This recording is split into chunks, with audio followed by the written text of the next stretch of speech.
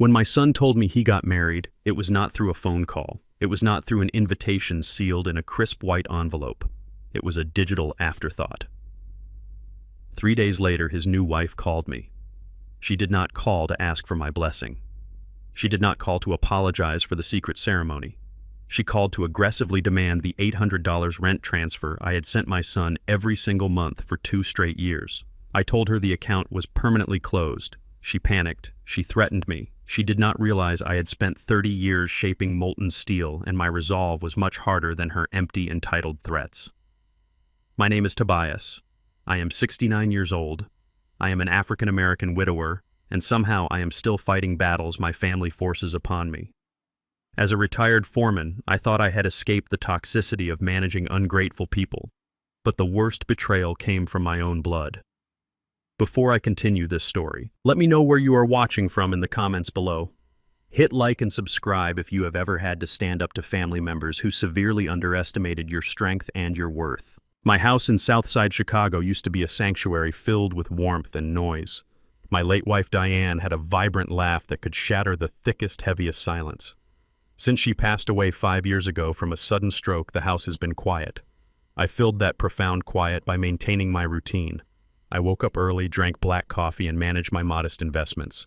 On a typical Sunday morning, I sat in my favorite armchair. The screen of my phone glowed against the dim light of my living room. I saw a notification pop up. A distant cousin from Ohio had tagged my only son, Jared, in a photograph. I tapped the screen. The image loaded and my chest tightened with a sharp, sudden physical ache. Jared was wearing a custom-tailored black tuxedo. He stood under an elaborate, expensive floral archway. Next to him stood a white woman named Megan. She wore a pristine designer white wedding gown. They were holding up crystal champagne flutes, surrounded entirely by her family. Her parents beamed with intense pride in the background of the photo. I looked closely at the timestamp on the post. The wedding took place yesterday afternoon. I am his father. I paid his full college tuition without ever asking for a dime in return. I bailed him out of multiple financial disasters when he overspent on luxury cars and expensive vacations. Yet I found out about the most important day of his life through a stranger's digital post on social media. There was no phone call leading up to the event. There was no invitation lost in the mail. There was just a deliberate, highly calculated exclusion. They had completely erased me from the narrative of his life. I did not throw the phone against the wall. I did not scream, and I did not shed a single tear. 30 years working as a foreman at the local steel mill taught me exactly how to temper extreme heat and pressure. You do not react to a fire by throwing more fire on it. You contain the blaze. You mold it. You let the metal cool until it hardens into something absolutely unbreakable. I placed the phone gently on the kitchen counter. I walked out the back door and stepped down into my garage. The air smelled of fresh sawdust and old motor oil. This space was my true sanctuary. I walked over to a shattered wooden dining chair resting on my heavy workbench. Diane had bought that specific chair at a local flea market 30 years ago. Jared had broken it a month prior when he visited my house to ask for another significant cash loan. He kicked it in a fit of sudden rage when I told him he needed to budget his money better instead of relying on my retirement funds. I picked up a heavy block of sandpaper. I started sanding the jagged, broken splinters. The repetitive physical motion grounded my chaotic thoughts. Every stroke of the rough paper against the damaged wood was a physical release of my deep disappointment. Jared had always been incredibly weak when it came to standing up for himself or taking accountability. Diane always warned me that my constant financial rescuing would eventually create an entitled monster. She repeatedly told me I was buffering him from the harsh reality of the adult world. She was entirely correct. I sanded the wood until the surface was perfectly smooth to the touch. I realized in that quiet moment that my son viewed me exactly as he viewed this broken chair. I was an object. I was a convenient tool to be used broken and quickly discarded when it no longer served his immediate financial needs. I spent the next 2 days in total unbroken silence. I did not call Jared to demand an explanation for the wedding. I let the silence stretch out, knowing his inherent greed would eventually force his hand. Exactly 3 days after the secret wedding ceremony, my phone rang loudly in the kitchen. The caller ID displayed Jared's name. I wiped the fine wood dust from my hands with a rag and answered the call. It was not Jared, it was Megan. Her voice carried a sharp, arrogant tone that immediately set my teeth on edge. Tobias, the rent transfer did not process this morning, she stated bluntly. There was no polite greeting. There was no mention of the wedding. There was absolutely no apology for excluding me from the ceremony. She bypassed basic human decency and went straight for my wallet.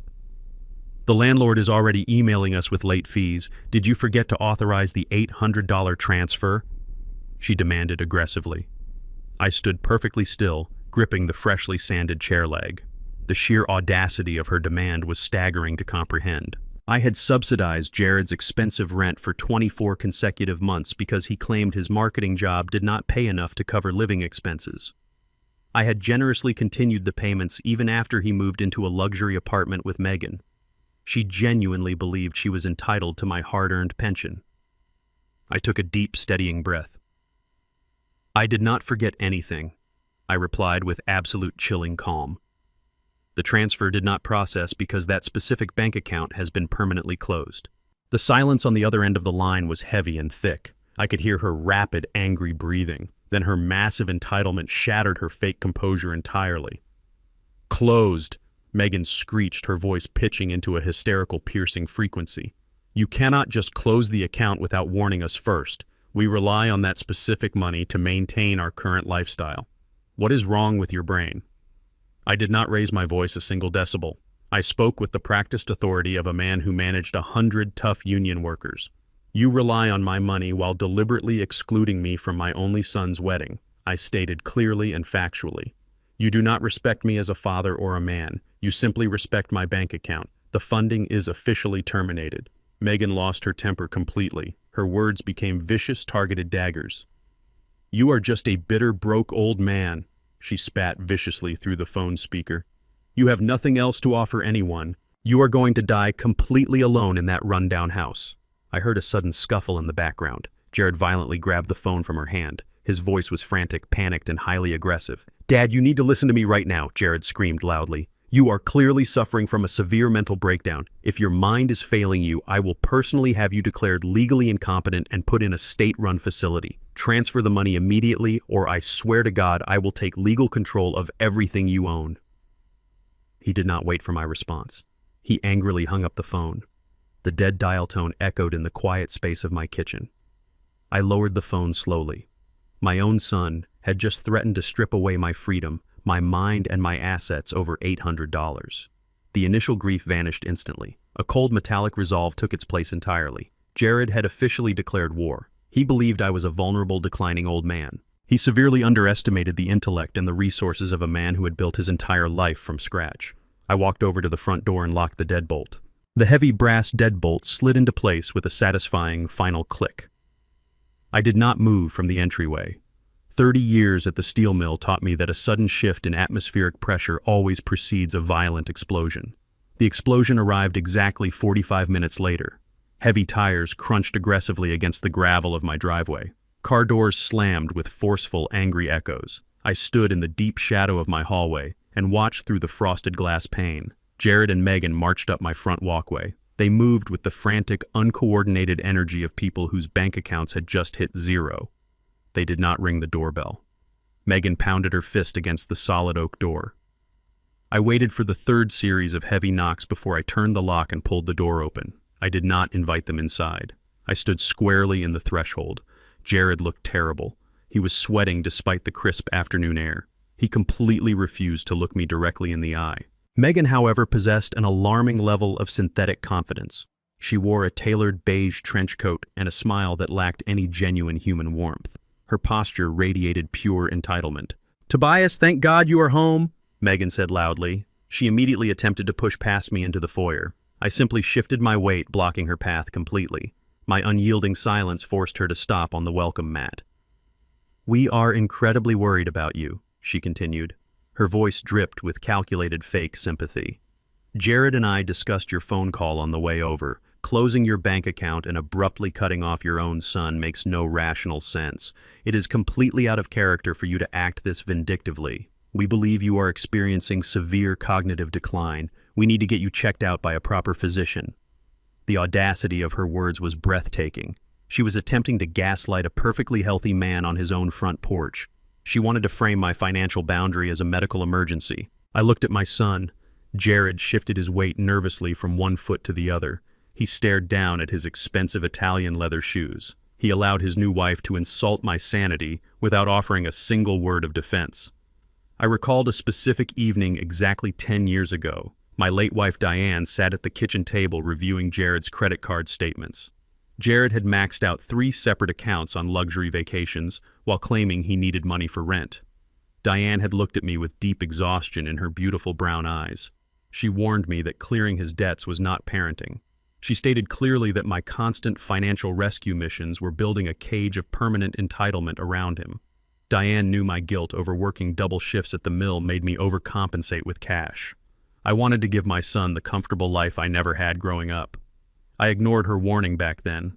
I was looking at the monstrous result of my own leniency right now. Jared was a weak man hiding behind a ruthless woman. "I am in perfect health, Megan," I stated calmly. My voice carried the same low, authoritative frequency I used to break up dangerous fights between furious steelworkers on the factory floor. My mind has never been sharper. Closing a bank account is a strictly financial decision. It is not a medical crisis. You are simply angry because your free ride has ended. Megan dropped the sympathetic act instantly. Her jaw tightened. The fake smile vanished, replaced by a cold, calculating glare. Her eyes darted over my shoulder, scanning the interior of my house. She spotted the small brass bowl resting on the hallway console table. That bowl held my spare house keys. "You are not thinking clearly, Tobias," Megan snapped. Her voice rose into a shrill, demanding pitch. "You are living alone in a massive house. You are isolating yourself from your family. We need a spare key right now. We need full access to monitor your condition. You cannot manage your own affairs anymore." Jared finally found his voice. It was weak and trembling with poorly disguised panic. "Dad, just give us the spare key. We are trying to protect you. You are acting completely irrational. If you fall or have an accident, we need a reliable way to get inside the house." He repeated the exact lines Megan had clearly rehearsed with him during their frantic drive over. He was a pathetic parrot repeating a highly dangerous script. I felt a profound wave of absolute disgust. They did not care about my physical safety. They cared exclusively about securing unrestricted access to the property. They wanted a key to rifle through my documents, assess my valuables, and completely hijack my life. They wanted to strip away my independence under the guise of family concern. "You are never getting a key to my house," I said. "You do not have my permission to be on this property. You showed your true colors when you chose to hide your wedding from me. You made your choice to exclude me from your life. You are now adults who must survive without my pension paying your monthly bills. Diane always told me that overindulging you would eventually poison your character, Jared. She saw the greed taking deep root in your soul. I refused to see it until today. You are a massive disappointment." Jared flinched sharply at the mention of his mother. He took a physical step backward, his face flushing with sudden shame. Megan did exactly the opposite. The realization that she was losing complete control over her primary funding source triggered a visceral, aggressive reaction. She lunged forward. She tried to violently bypass my shoulder to reach the hallway table. She stretched her arm out, her manicured fingers clawing desperately toward the brass bowl containing the keys. Her sheer audacity broke every single boundary of basic respect. She believed she could physically overpower me in my own home. I did not shout. I did not strike her. I simply planted my heavy boots, shifted my shoulder to abruptly block her momentum, and shoved her backward out of the doorframe using only the leverage of my body weight. She stumbled clumsily, her expensive high heels catching on the welcome mat. Jared caught her by the elbows before she hit the wooden porch railing. He looked at me with a mixture of profound shock and sheer panic. "You cannot treat us like this," Megan shrieked. Her face was flushed with absolute unhinged rage. "You are out of your mind. We will force you out of this house." "Do not ever attempt to force your way into my home again," I said with lethal calmness. "Get off my property." I grabbed the heavy brass handle of the solid oak door. I slammed it shut in their faces with a brutal force that rattled the front window panes. I instantly turned the deadbolt. I stood alone in the silent hallway, deliberately regulating my breathing. The confrontation was entirely physical, but the true threat was psychological and legal. They were rapidly building a false narrative. They were actively attempting to establish a fake reality where I was a violent, confused old man in desperate need of institutional supervision. I knew exactly what they were doing. I walked quietly into my front study. I kept the overhead lights off and stood beside the heavy velvet curtains. I peeled back a tiny fraction of the fabric to observe the driveway without being seen. Jared and Megan were arguing violently on my front lawn. Jared was pacing back and forth, waving his hands in the air in total frustration.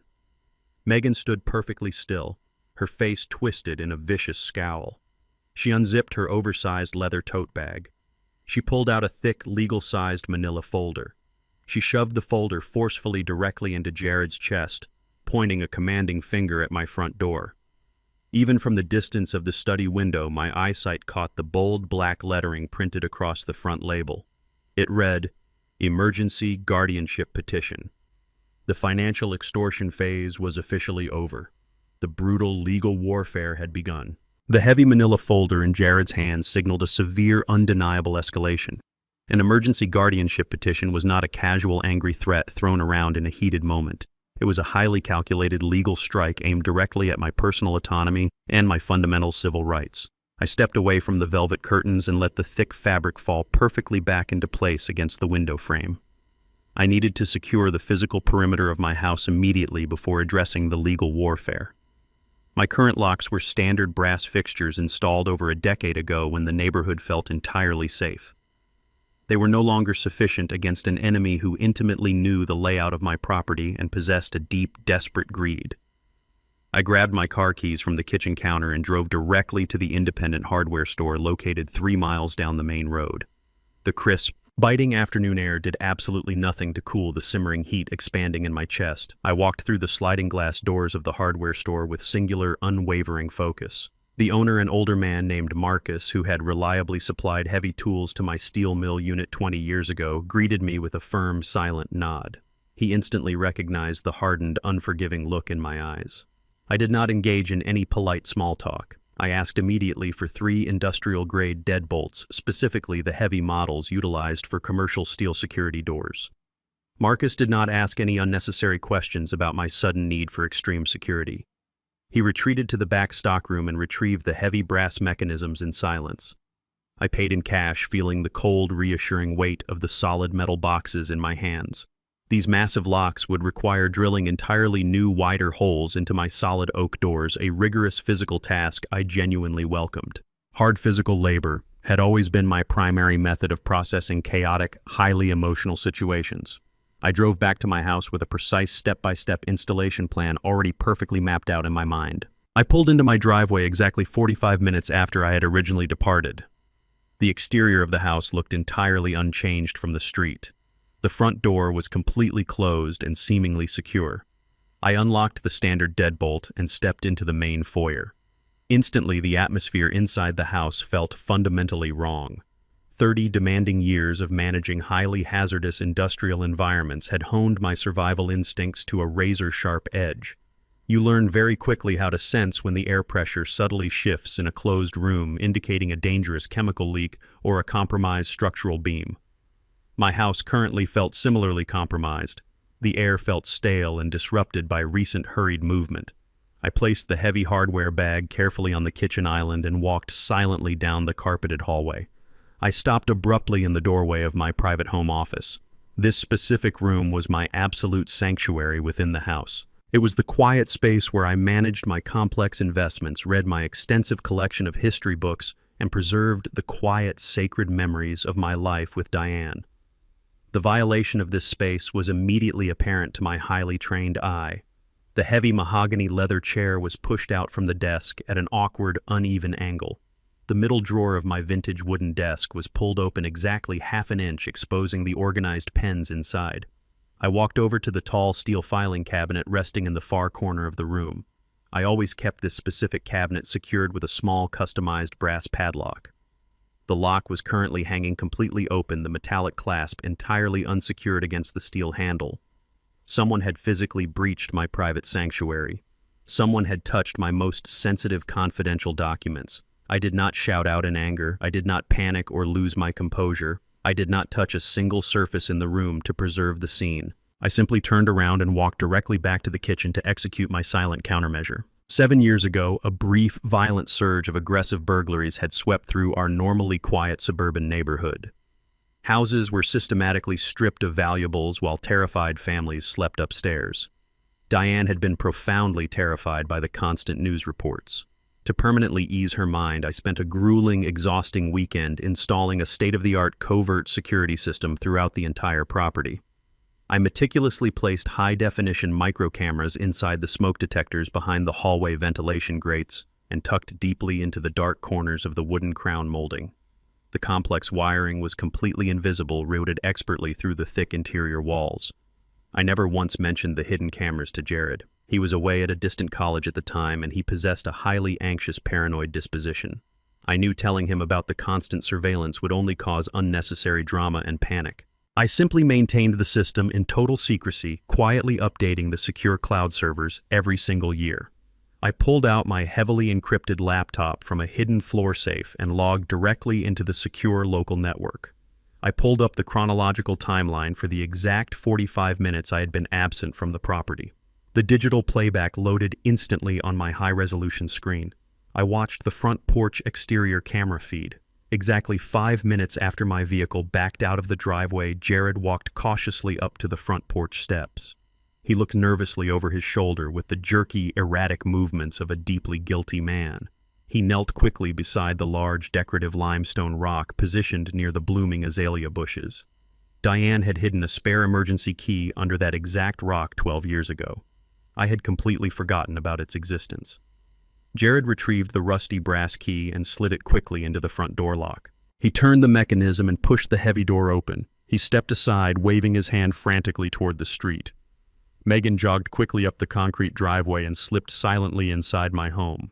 They were operating with the swift, practiced coordination of professional thieves invading a target. I switched the live video feed directly to the interior hallway camera. I watched my only biological son lead his aggressively entitled new wife directly into my private home office. I switched to the main office feed to observe their actions. The covert audio recording was crystal clear. Megan immediately began barking sharp, urgent, commanding orders at her husband. She commanded Jared to rapidly search the desk drawers while she aggressively tackled the tall steel filing cabinet.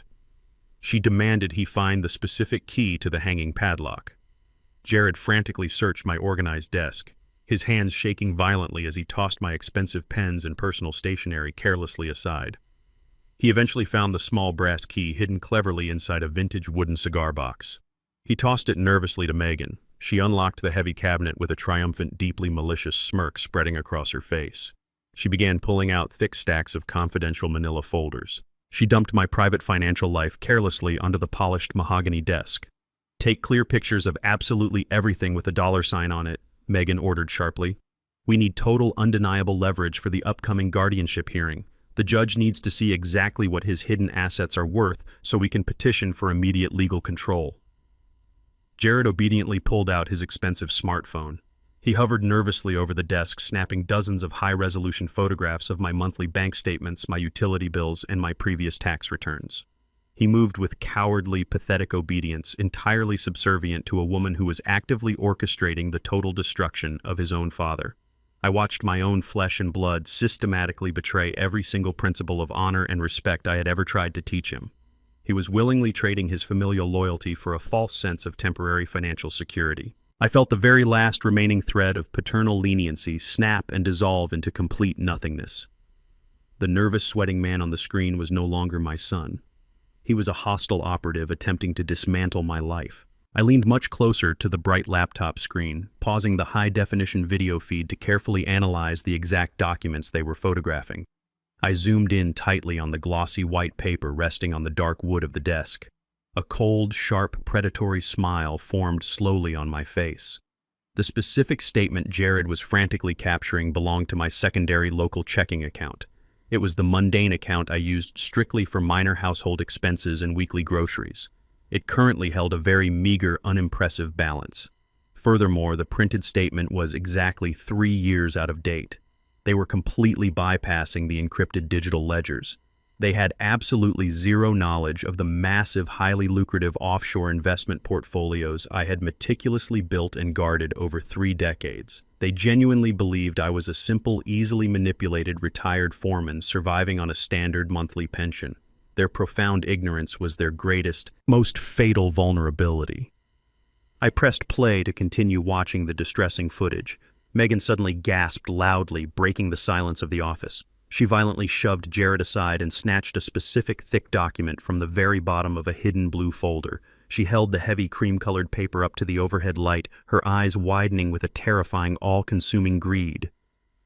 "Jared, look at this right now," she breathed heavily, tapping the thick paper aggressively with her manicured fingernail. "This is not just a standard residential house deed. This is prime commercial real estate." I recognized the legal document instantly. It was the absolute unencumbered deed to a highly valuable commercial property located directly in the center of the thriving downtown business district. I had purchased that prime real estate 20 years ago when the entire area was completely desolate and abandoned. It was now worth a massive small fortune. Megan held the deed up to Jared's phone camera, ensuring every single legal seal and notarized signature was perfectly captured in the frame. She looked at her trembling husband with a terrifying, victorious, and utterly ruthless grin.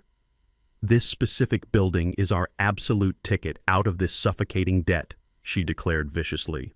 "When we get the medical guardianship fully approved by the judge, this downtown property is the very first thing we liquidate for cash." I calmly closed the laptop screen. The soft mechanical click echoed loudly in the silent kitchen. They had swallowed the bait completely. They had officially selected their high-value target. They were preparing to steal a building they did not realize was heavily fortified by impenetrable corporate trust laws.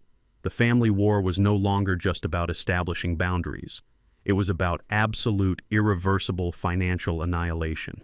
The morning sun had barely crested the Chicago skyline when my phone shattered the quiet of the kitchen.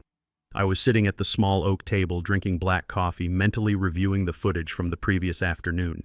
Jared and Megan had invaded my sanctuary, violated my privacy, and set their sights on a downtown property they knew nothing about. I expected a protracted legal battle over guardianship. I did not expect them to escalate to outright theft within 24 hours. The harsh electronic chime of my phone signaled an automated alert. I picked up the device and read the urgent text message from First National Bank. It was a high-priority fraud notification. An unknown party was actively attempting to initiate a wire transfer of exactly $30,000 from my secondary savings account. It was the very same account they had photographed in my office. They had seen a modest balance and decided to drain it completely dry before bothering with a judge. The sheer arrogance of the maneuver was astonishing. They assumed I was too old or confused to monitor my financial assets. I finished my coffee, grabbed my coat, and walked out the door. The air was frigid, but my mind was a furnace. I drove down the familiar streets toward the main branch of First National Bank. $30,000 was a massive sum to simply wire without authorization. They had to have presented physical documentation to bypass standard security protocols. During my 30 years at the steel mill, I authorized thousands of equipment purchases and payroll checks. Someone had to sign for this money, and that someone was absolutely not me. I walked through the heavy glass doors of the bank with purposeful, measured steps. I bypassed the standard line and walked directly to the glass-walled office of the branch manager, David Harrison. David was a meticulous man who had managed my local accounts for over 15 years. When he saw me standing in his doorway, his face drained of all color. He looked like a man who had just realized he made a fatal administrative error. I stepped into his office and shut the heavy door firmly behind me. I sat down in the leather chair opposite his desk. "David, someone attempted to wire $30,000 from my secondary savings account this morning," I stated with absolute clarity. "Explain to me exactly how an unauthorized party initiated a transfer of that magnitude." David swallowed hard. He adjusted his glasses nervously, refusing to meet my steady gaze. He opened his desk drawer, pulled out a thick, legally stamped document, and pushed it slowly across the polished mahogany surface toward me. "Tobias, I am incredibly sorry," David said, his voice lacking its usual confidence. "Your son Jared came in right when we opened the doors at 8 o'clock. He presented a fully notarized power of attorney. He claimed your health had taken a sudden severe downturn overnight. He stated he needed immediate access to liquid funds to secure a place for you in a specialized medical care facility. The document looked entirely legitimate. It had a state seal and your direct signature." I picked up the heavy paper. I did not need a forensic expert to tell me it was fraudulent. The document granted Jared total unrestricted control over my medical and financial decisions. I ignored the dense legal jargon and looked directly at the bottom of the final page. The signature was a pathetic, sloppy imitation of my handwriting. During my decades managing the mill floor, I developed a specific, aggressive signature.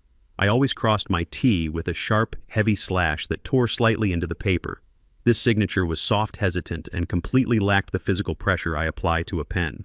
Jared had traced it, likely copying a discarded receipt. I placed the fraudulent document back onto the desk. I looked directly into David's eyes, making sure he saw the terrifying clarity in my gaze. "David, you have known me for 15 years, I said calmly. "Do I look like a man suffering from a sudden cognitive collapse?" David shook his head quickly. "No, Tobias, you look perfectly fine. I should have called you directly to verify the document. Jared was just so frantic, so convincing. He brought his wife with him. She was crying in the lobby, talking loudly about how much pain you were in. They created an incredible scene of panic. The manipulation was masterful but incredibly reckless. Megan had used fake tears to distract the bank staff while Jared pushed the forged paperwork across the counter. They had weaponized my non-existent illness to commit a major financial crime. "The signature is an absolute forgery," I stated firmly. "I have never signed a power of attorney. I am in total control of my faculties. You will flag that document as fraudulent immediately. You will permanently freeze that secondary savings account. No funds will move in or out without my physical presence and my thumbprint." David nodded rapidly, his fingers flying across his computer keyboard to execute my exact commands. He was visibly sweating, terrified of the massive legal liability the bank now faced for almost processing a fraudulent wire. He locked the account down with an unyielding administrative freeze. The $30,000 was entirely safe. "The transfer is completely blocked, Tobias," David said, wiping his forehead. "The account is locked. I will personally inform our internal fraud department about the forged power of attorney." "Before you do that, David, I need to know one specific detail," I demanded softly. "Where exactly was my money going? Jared claimed he needed it for a specialized medical facility. I want to see the destination routing number." David hesitated for a fraction of a second. Bank privacy protocols dictated discretion, but he knew he was already on incredibly dangerous ground. He clicked his mouse a few times and printed a single sheet of paper. He handed it to me with a grim, deeply concerned expression. "This is the destination ledger for the blocked wire," David explained quietly. "It was not routed to any hospital, clinic, or state medical facility. The routing number belongs to a commercial account." I looked down at the printed ledger. My eyes scanned the black ink, absorbing the shocking reality of my son's desperation. The $30,000 was not intended for my supposed medical care. It was not intended for Jared's personal bank account. The money was being wired directly to an entity called Apex Capital Solutions. I knew exactly what kind of business operated under names like that. It was a high-risk, predatory private loan company. It was the kind of shadow institution that charged astronomical, illegal interest rates and aggressively pursued debtors who defaulted. I read the secondary line on the ledger, and the entire puzzle snapped violently into place. The primary debtor associated with that specific account number was Megan Whitmore. The realization hit me with the force of a physical blow. Jared was not stealing my money to fund a lavish lifestyle or to pay his own rent. My son had just committed federal wire fraud. He had forged a legal document and lied to a bank manager to steal $30,000 of my hard-earned money. He was risking a lengthy prison sentence in a federal penitentiary for one single reason. He was desperately trying to pay off his new wife's massive, dangerous, and predatory debts. Megan had not married Jared because she loved him. She had married him because she believed he had a rich, easily manipulated father who could act as her personal bailout fund. The emergency guardianship petition was not a medical precaution. It was a frantic criminal race to steal my assets before her own financial predators came to collect. The trap they set for me had just become a noose around their own necks. I walked out of First National Bank with the freezing winter wind biting sharply against my face, but my mind was operating with a lethal, terrifying clarity. The sudden realization that my only son had willingly committed a federal felony to cover his new wife's predatory loans fundamentally shifted the entire battlefield. This was no longer a simple family dispute over financial boundaries or a tragic case of parental entitlement. This was an organized, desperate extraction operation. I needed to understand the exact dimensions of the enemy's desperation before they launched their next strike. Blindly reacting to their frantic legal attacks would eventually leave me vulnerable to a blindside maneuver. I needed complete, unvarnished intelligence regarding Megan and her entire family structure. I needed a professional who specialized in digging through the darkest, most heavily guarded corners of hidden financial ruins. I needed Gregory. During my final 10 years managing the heavy operations at the steel mill, the corporate executive board attempted to quietly dismantle the workers' pension fund through a series of highly complex shell company transactions. The union needed someone who could brutally dissect corporate ledgers and follow deliberately obscured money trails to protect our livelihoods. We hired Gregory. He was a former forensic accountant for the federal government who had transitioned into private corporate intelligence after growing disgusted with bureaucratic red tape. He was a man utterly devoid of sentimentality, possessing a ruthless, unwavering obsession with numbers and verifiable facts. He did not care about family drama, emotional excuses, or tearful apologies. He only cared about the undeniable truth printed on bank statements, tax returns, and hidden offshore ledgers. I called his private unlisted number the exact moment I sat down inside my vehicle. I did not waste his time with polite pleasantries. I gave him Megan's full maiden name, her current residential address, and a massive cash retainer fee transferred directly into his secure holding account. I instructed him to tear her entire financial history apart, down to the very last penny. Gregory accepted the lucrative contract with a single affirmative grunt and hung up the phone instantly. I spent the next 48 hours systematically fortifying my legal and physical position. I visited my personal attorney and legally revoked all previous medical directives. I drafted an ironclad, indisputable living will entirely excluding Jared from possessing any potential decision-making power over my physical health or my extensive estate. I secured every single physical document in my house inside a newly purchased fireproof biometric floor safe. On Thursday evening, exactly 2 days after the bank incident, a dark, unmarked sedan pulled silently into my driveway. Gregory stepped out into the freezing air holding a thick, heavily bound leather folder. I let him inside and led him directly to my kitchen counter. He did not ask for a warm drink or offer a polite greeting. He dropped the heavy folder onto the granite island with a loud, definitive thud. The sheer volume of the paperwork indicated a massive systemic failure on the part of the Whitmore family.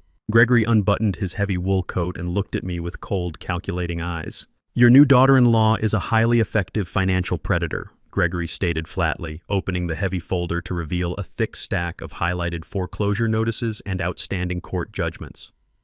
"But she is not acting alone. She is the direct product of a thoroughly bankrupt family ecosystem. You will need to carefully review the specific financial breakdown I compiled in the file named Kichban Ong Da Den Mao 1_21.docex to understand the full scope of their debt. Additionally, the file named Kichban Ong Da Den 2_21.docx contains the undeniable proof that Arthur Whitmore's supposed investment firm is nothing more than a hollow, failing shell." He slid a glossy, high-resolution photograph across the counter. It showed Megan's parents, Arthur and Eleanor Whitmore, standing proudly in front of a massive, sprawling suburban mansion. They were holding expensive champagne flutes at a prestigious country club gala, projecting the absolute pinnacle of generational wealth and social elite status. "It is entirely smoke and mirrors," Gregory continued, his voice dripping with professional disgust. "Arthur Whitmore has not generated a single dollar of legitimate income in over 5 years. They have leveraged their massive estate to the absolute maximum limit, taking out tertiary mortgages to fund their lavish country club lifestyle and maintain their fake social standing. They owe over $2 million to various creditors, including several highly dangerous private lenders operating strictly in the shadows. The bank has officially initiated the final stages of a complete foreclosure on their primary estate. They are exactly 3 weeks away from being physically evicted and publicly ruined." I stared down at the highlighted foreclosure documents, feeling the puzzle pieces locking together with sickening, terrifying precision. Megan was not just a greedy, entitled woman looking for an easy ride through life. She was a desperate operative sent out to find a financial host for her rapidly drowning family. "Why Jared?" I asked, keeping my voice dangerously level. "Jared has never possessed independent wealth. He relied entirely on my handouts to survive." Gregory tapped a printed transcript of a comprehensive social media background check. "Your son is a boastful, deeply insecure fool," Gregory said bluntly. "He spent the last 3 years in upscale downtown bars, loudly bragging to anyone who would listen about his father's massive multi-million-dollar real estate holdings and vast liquid assets. He desperately wanted to appear wealthy by association. He painted a massive, glowing target on his own back. Megan heard the rumors, verified your property deeds through public county records, and immediately sunk her claws into him. She recognized a weak, easily manipulated conduit to a massive fortune. Jared was specifically targeted to act as the sacrificial lamb to save the Whitmore family from absolute crushing poverty. The precise timeline of Megan's calculated manipulation is thoroughly detailed in the file named Kichban Ongda Den Mao 1_22.docx. The sheer scale of the manipulation was breathtaking. Jared had essentially sold his own father to a pack of starving wolves just to maintain the pathetic illusion of being a wealthy, successful man. He had traded my safety and my future for a woman who viewed him purely as an extraction tool. He was willing to lock me away in a medical facility just to impress a family of complete frauds. "They are completely out of time," Gregory said, reaching into his heavy coat pocket. The exact details of their communications with these shadow lenders are logged in the file named Kichban Ong Daden 2_22.docx. I also pulled a few old federal favors and accessed a legally authorized wiretap connected to one of the predatory lenders currently hunting Arthur Whitmore. The lender automatically recorded a frantic phone call between Megan and Jared this morning to secure leverage. Gregory pressed the playback button and placed the small digital device on the counter. Megan's voice instantly filled the quiet kitchen, but it lacked her usual composed, arrogant sneer. She was screaming with absolute unhinged panic. "I do not care about the bank delay, Jared," she shrieked, her voice cracking with pure desperation. "My father received the final eviction notice today. The bank is seizing the entire estate. You need to push the medical incompetence petition through the judge immediately. You need to testify that your father is a severe danger to himself tomorrow morning. If we do not secure full legal control over his downtown commercial property by the end of this week, my family is entirely destroyed and those private lenders are coming for us next. Get the guardianship approved right now." The recording clicked off abruptly, leaving a heavy, lethal silence lingering in the room. The absolute truth was completely laid bare. They were launching a full-scale legal assault tomorrow morning to steal my life. They were moving in for the final kill. I looked at Gregory and slowly nodded my head.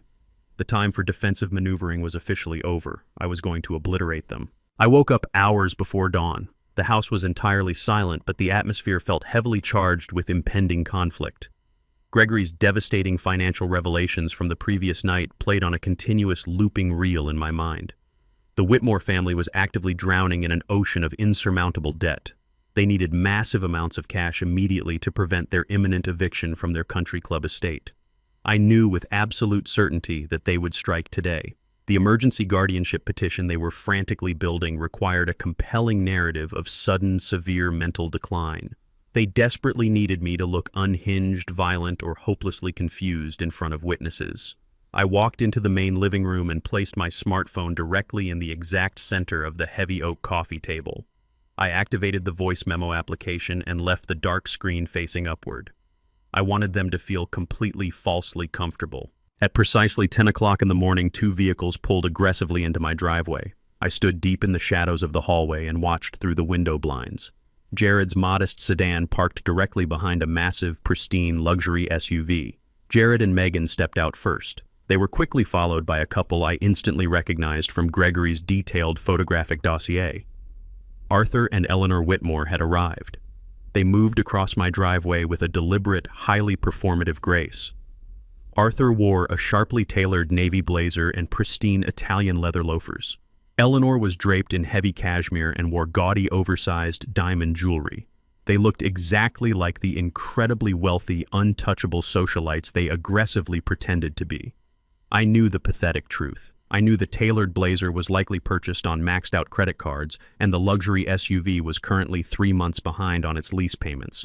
I unlocked the heavy brass deadbolts on my front door and pulled it open just as they reached the top of the porch steps. They did not wait for a polite invitation.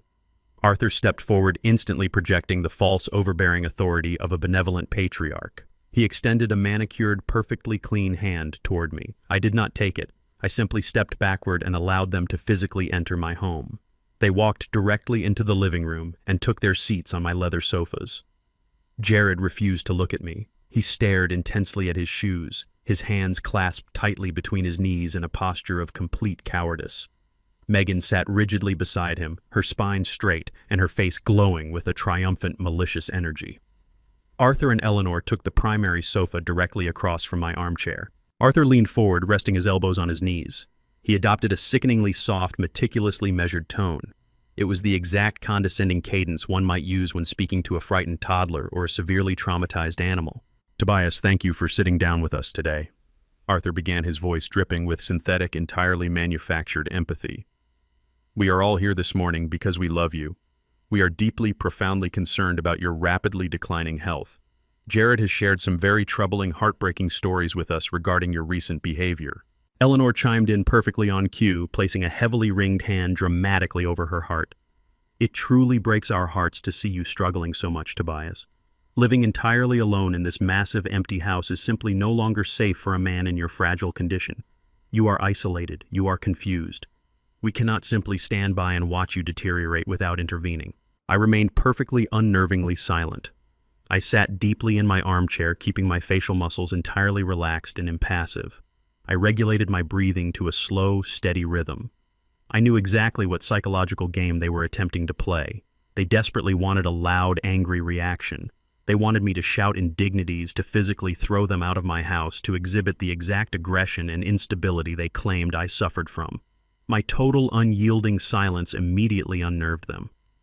During my decades managing the heavy blast furnaces at the steel mill, I learned that the most effective way to break a hostile, screaming subordinate was to simply stare at them without offering a single word of validation. Silence creates a massive psychological vacuum that arrogant people inevitably rush to fill, usually by exposing their own fatal weaknesses. They expected a fight, not a stone wall. Megan unzipped her oversized designer handbag and pulled out a thick stack of glossy, brightly colored brochures. She leaned forward and slid them aggressively across the coffee table, pushing them right next to my recording smartphone. "We have done extensive, thorough research, Tobias," Megan said, her voice dropping the fake sympathy and adopting a sharp, commanding edge. "We found a wonderful, highly specialized care facility that is perfectly equipped to handle your specific cognitive needs. It is called Shady Pines Convalescent Center.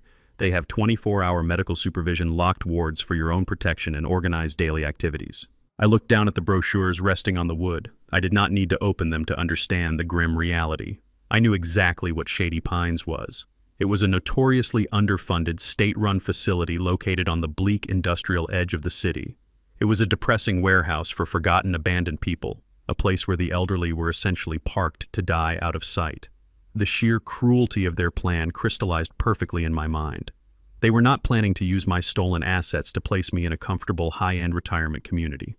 They intended to dump me in the cheapest, most miserable institution legally available so they could completely hoard every single penny of my wealth to save their failing country club lifestyle. "This is not a debate, Dad," Jared mumbled, finally looking up from the floor. His voice was incredibly weak, trembling with poorly disguised panic. "We are doing this for your own good. You cannot manage your daily life anymore. You almost burned the kitchen down last week. You wander the neighborhood aimlessly at night." He was reciting pure, unadulterated fabrications. He was actively reading from a scripted narrative Megan had written to establish a false medical history for the impending court hearing. I continued to stare directly at him in absolute, unbroken silence. He physically withered under my gaze, dropping his eyes back to the floor.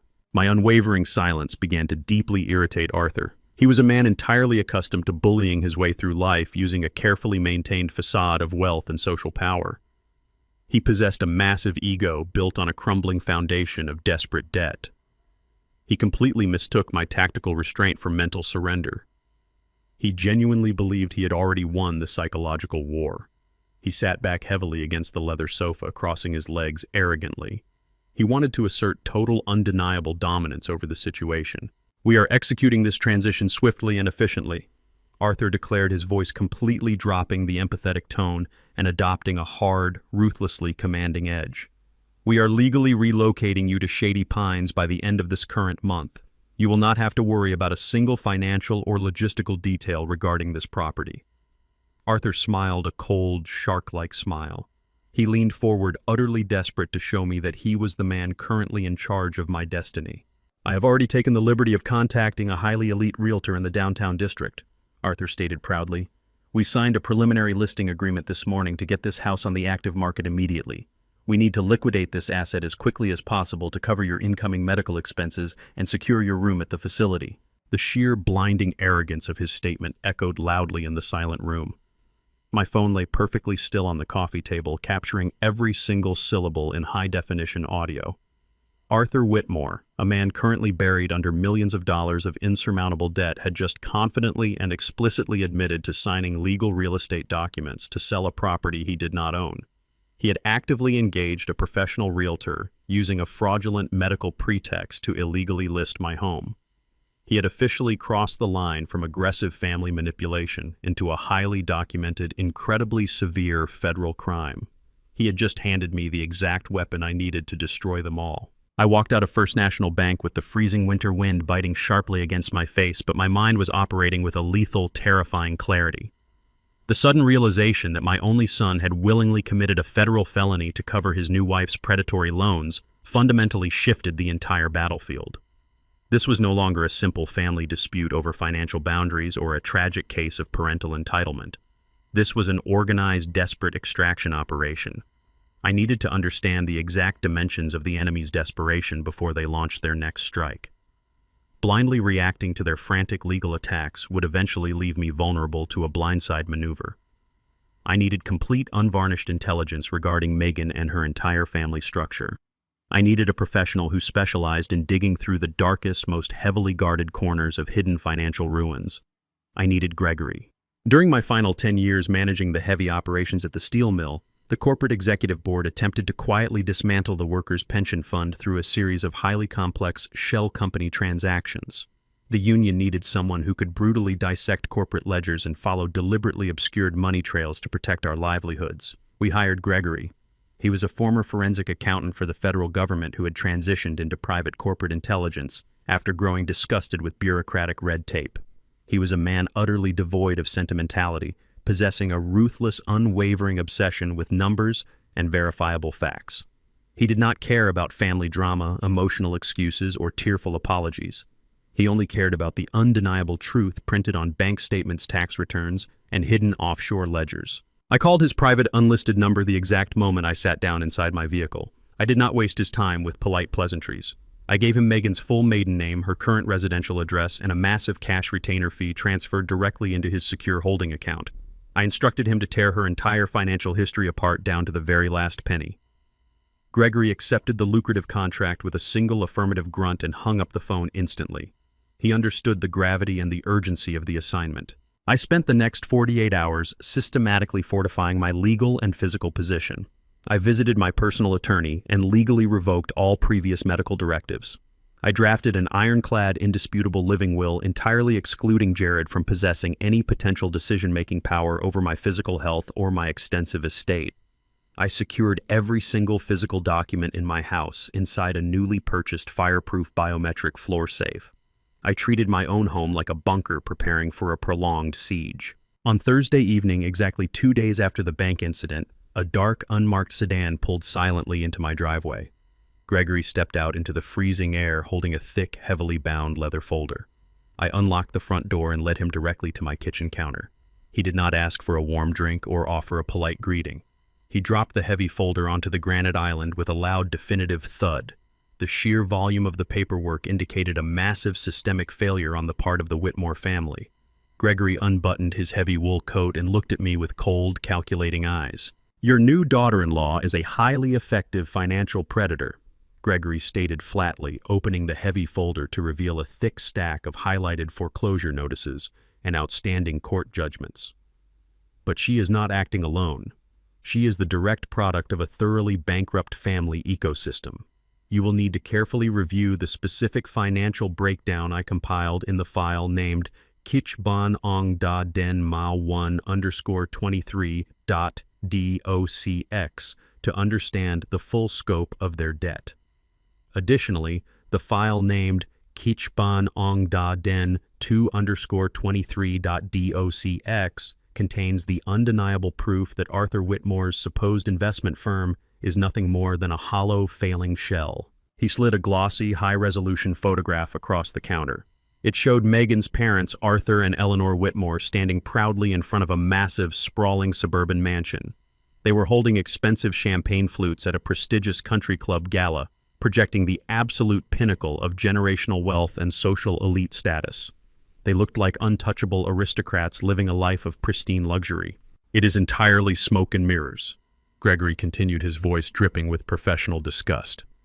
Arthur Whitmore has not generated a single dollar of legitimate income in over 5 years. They have leveraged their massive estate to the absolute maximum limit, taking out tertiary mortgages to fund their lavish country club lifestyle and maintain their fake social standing. They owe over $2 million to various creditors, including several highly dangerous private lenders operating strictly in the shadows. The bank has officially initiated the final stages of a complete foreclosure on their primary estate. They are exactly 3 weeks away from being physically evicted and publicly ruined. I stared down at the highlighted foreclosure documents, feeling the puzzle pieces locking together with sickening, terrifying precision. Megan was not just a greedy, entitled woman looking for an easy ride through life. She was a desperate operative sent out to find a financial host for her rapidly drowning family. She was the final lifeline for a sinking ship. "Why Jared?" I asked, keeping my voice dangerously level. Jared has never possessed independent wealth. He relied entirely on my handouts to survive his own pathetic failures. Gregory tapped a printed transcript of a comprehensive social media background check. "Your son is a boastful, deeply insecure fool," Gregory said bluntly. "He spent the last 3 years in upscale downtown bars loudly bragging to anyone who would listen about his father's massive multi-million-dollar real estate holdings and vast liquid assets.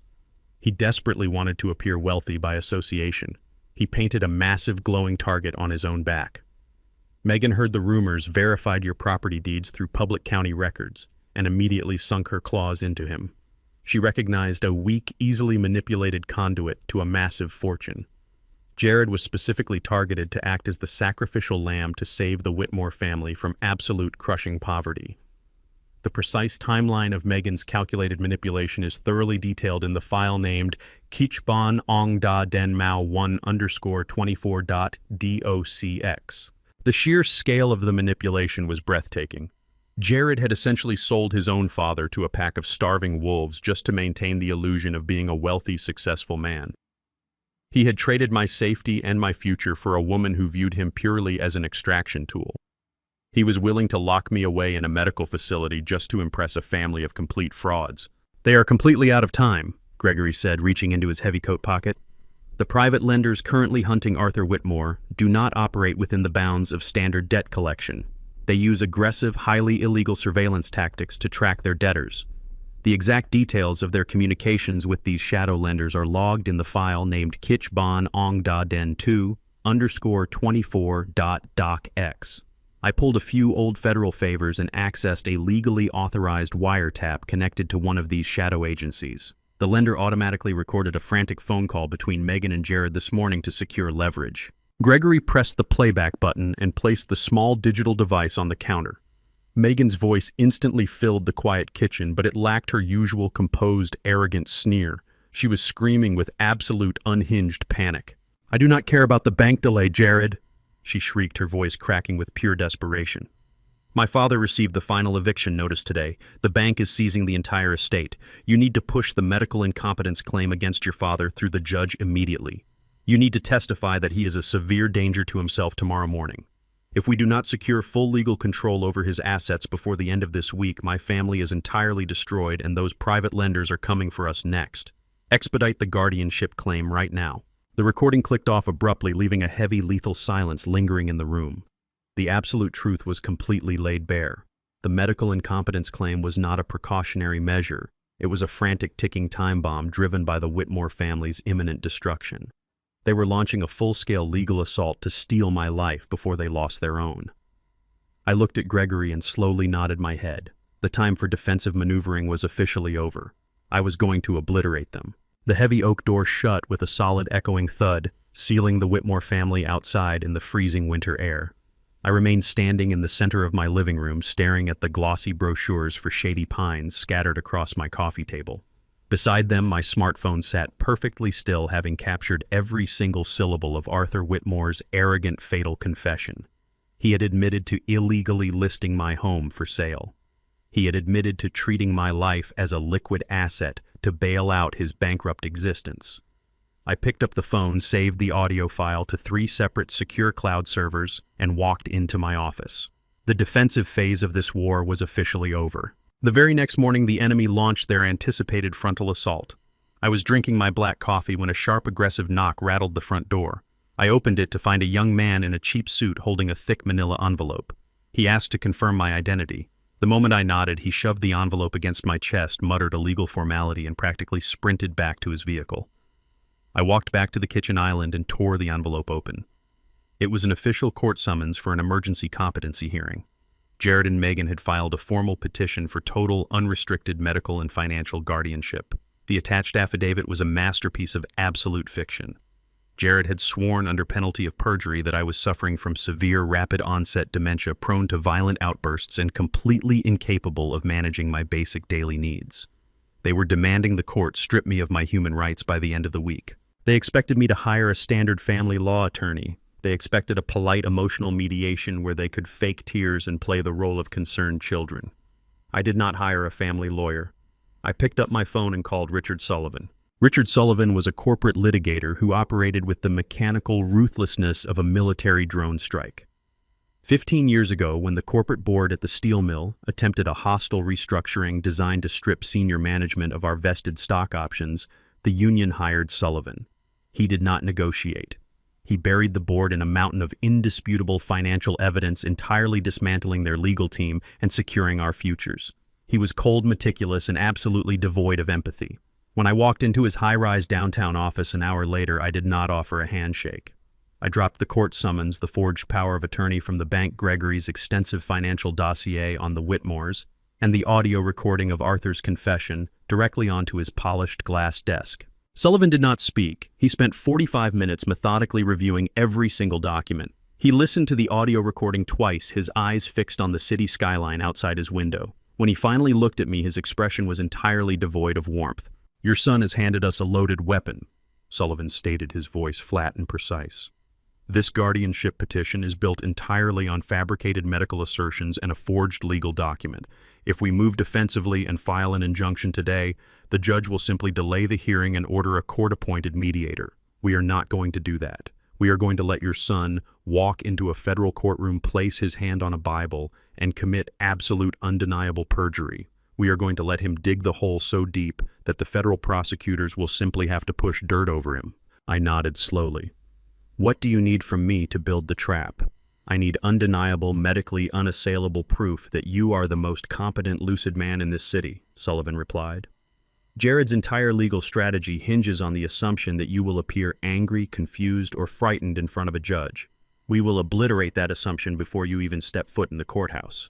Within 2 hours, Sullivan had utilized his vast corporate network to schedule immediate, rigorous evaluations with 3 of the most highly credentialed psychiatric specialists in the state. I did not visit standard family therapists. One was a former military psychologist who specialized in evaluating combat pilots for active duty. Another was a leading neurological researcher at the state university. Over the next 48 hours, I sat in sterile, brilliantly lit medical offices undergoing relentless cognitive testing.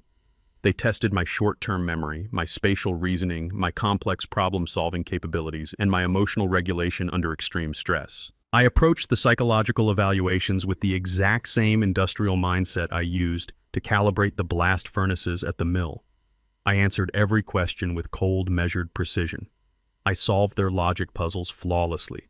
I recounted my entire financial history, asset allocations, and the specific details of Jared's criminal activities with absolute terrifying clarity. By Thursday afternoon, I walked out of the final clinic holding 3 separate notarized and legally bulletproof medical certificates of absolute mental competency. The doctors had unanimously concluded that my cognitive function was operating at an elite level, far exceeding the baseline for a man of my age.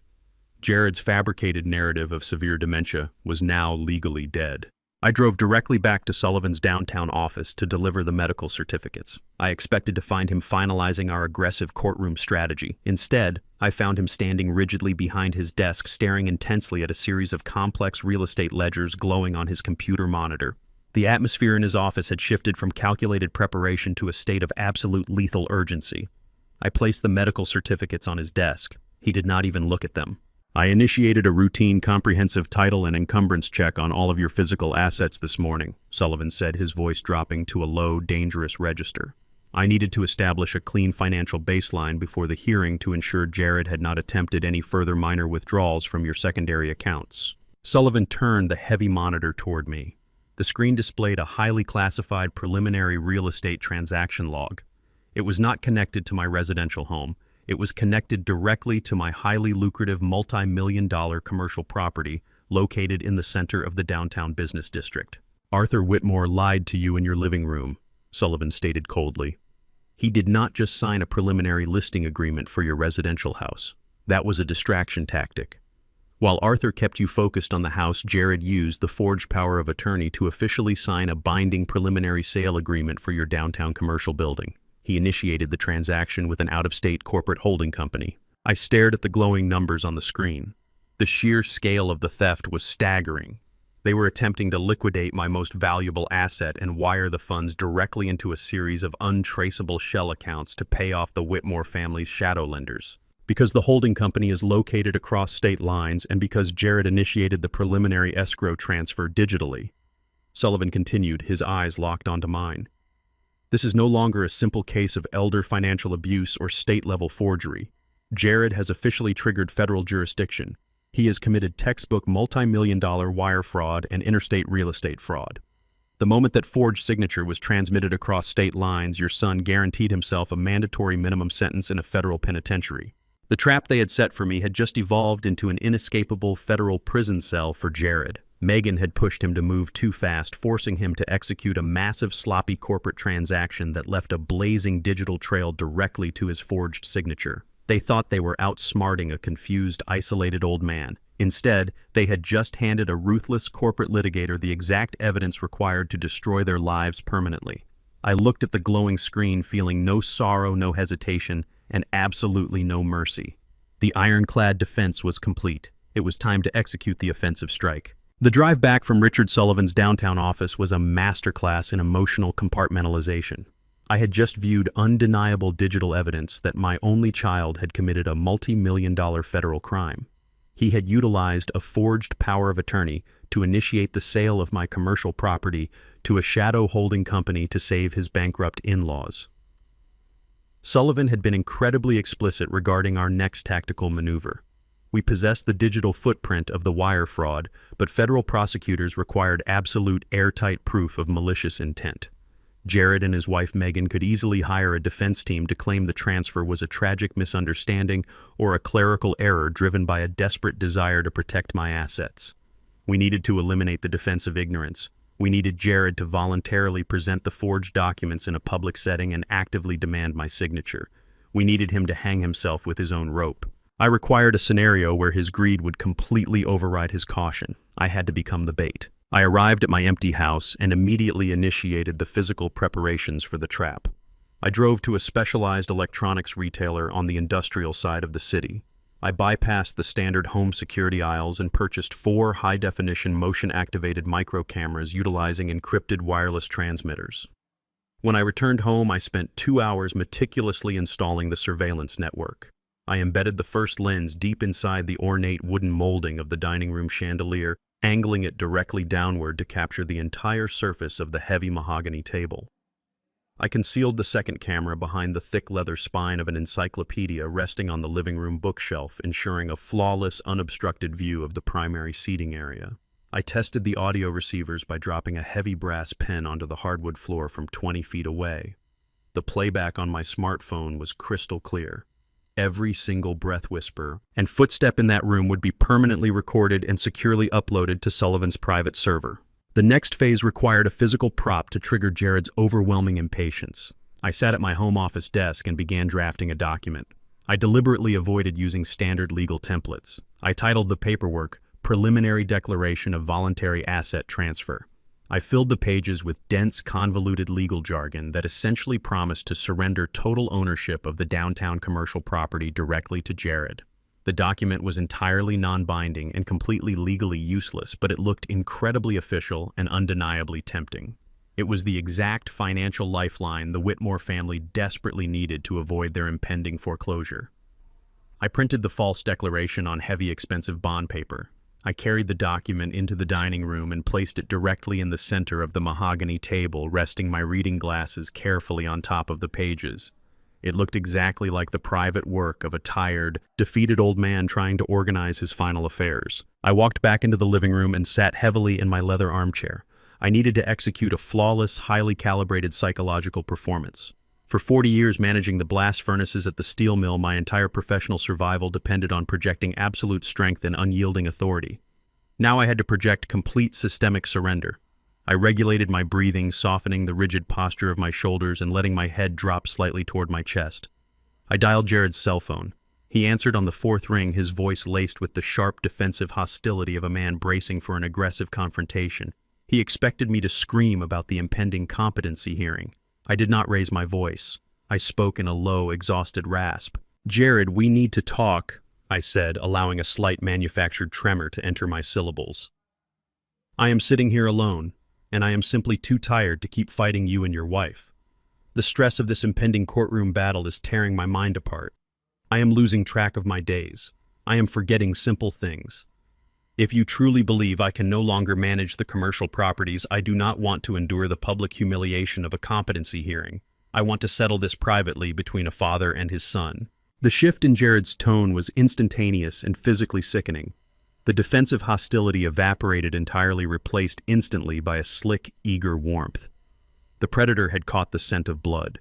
He immediately dropped his aggressive posture and adopted the sickeningly sweet cadence of a deeply concerned caregiver.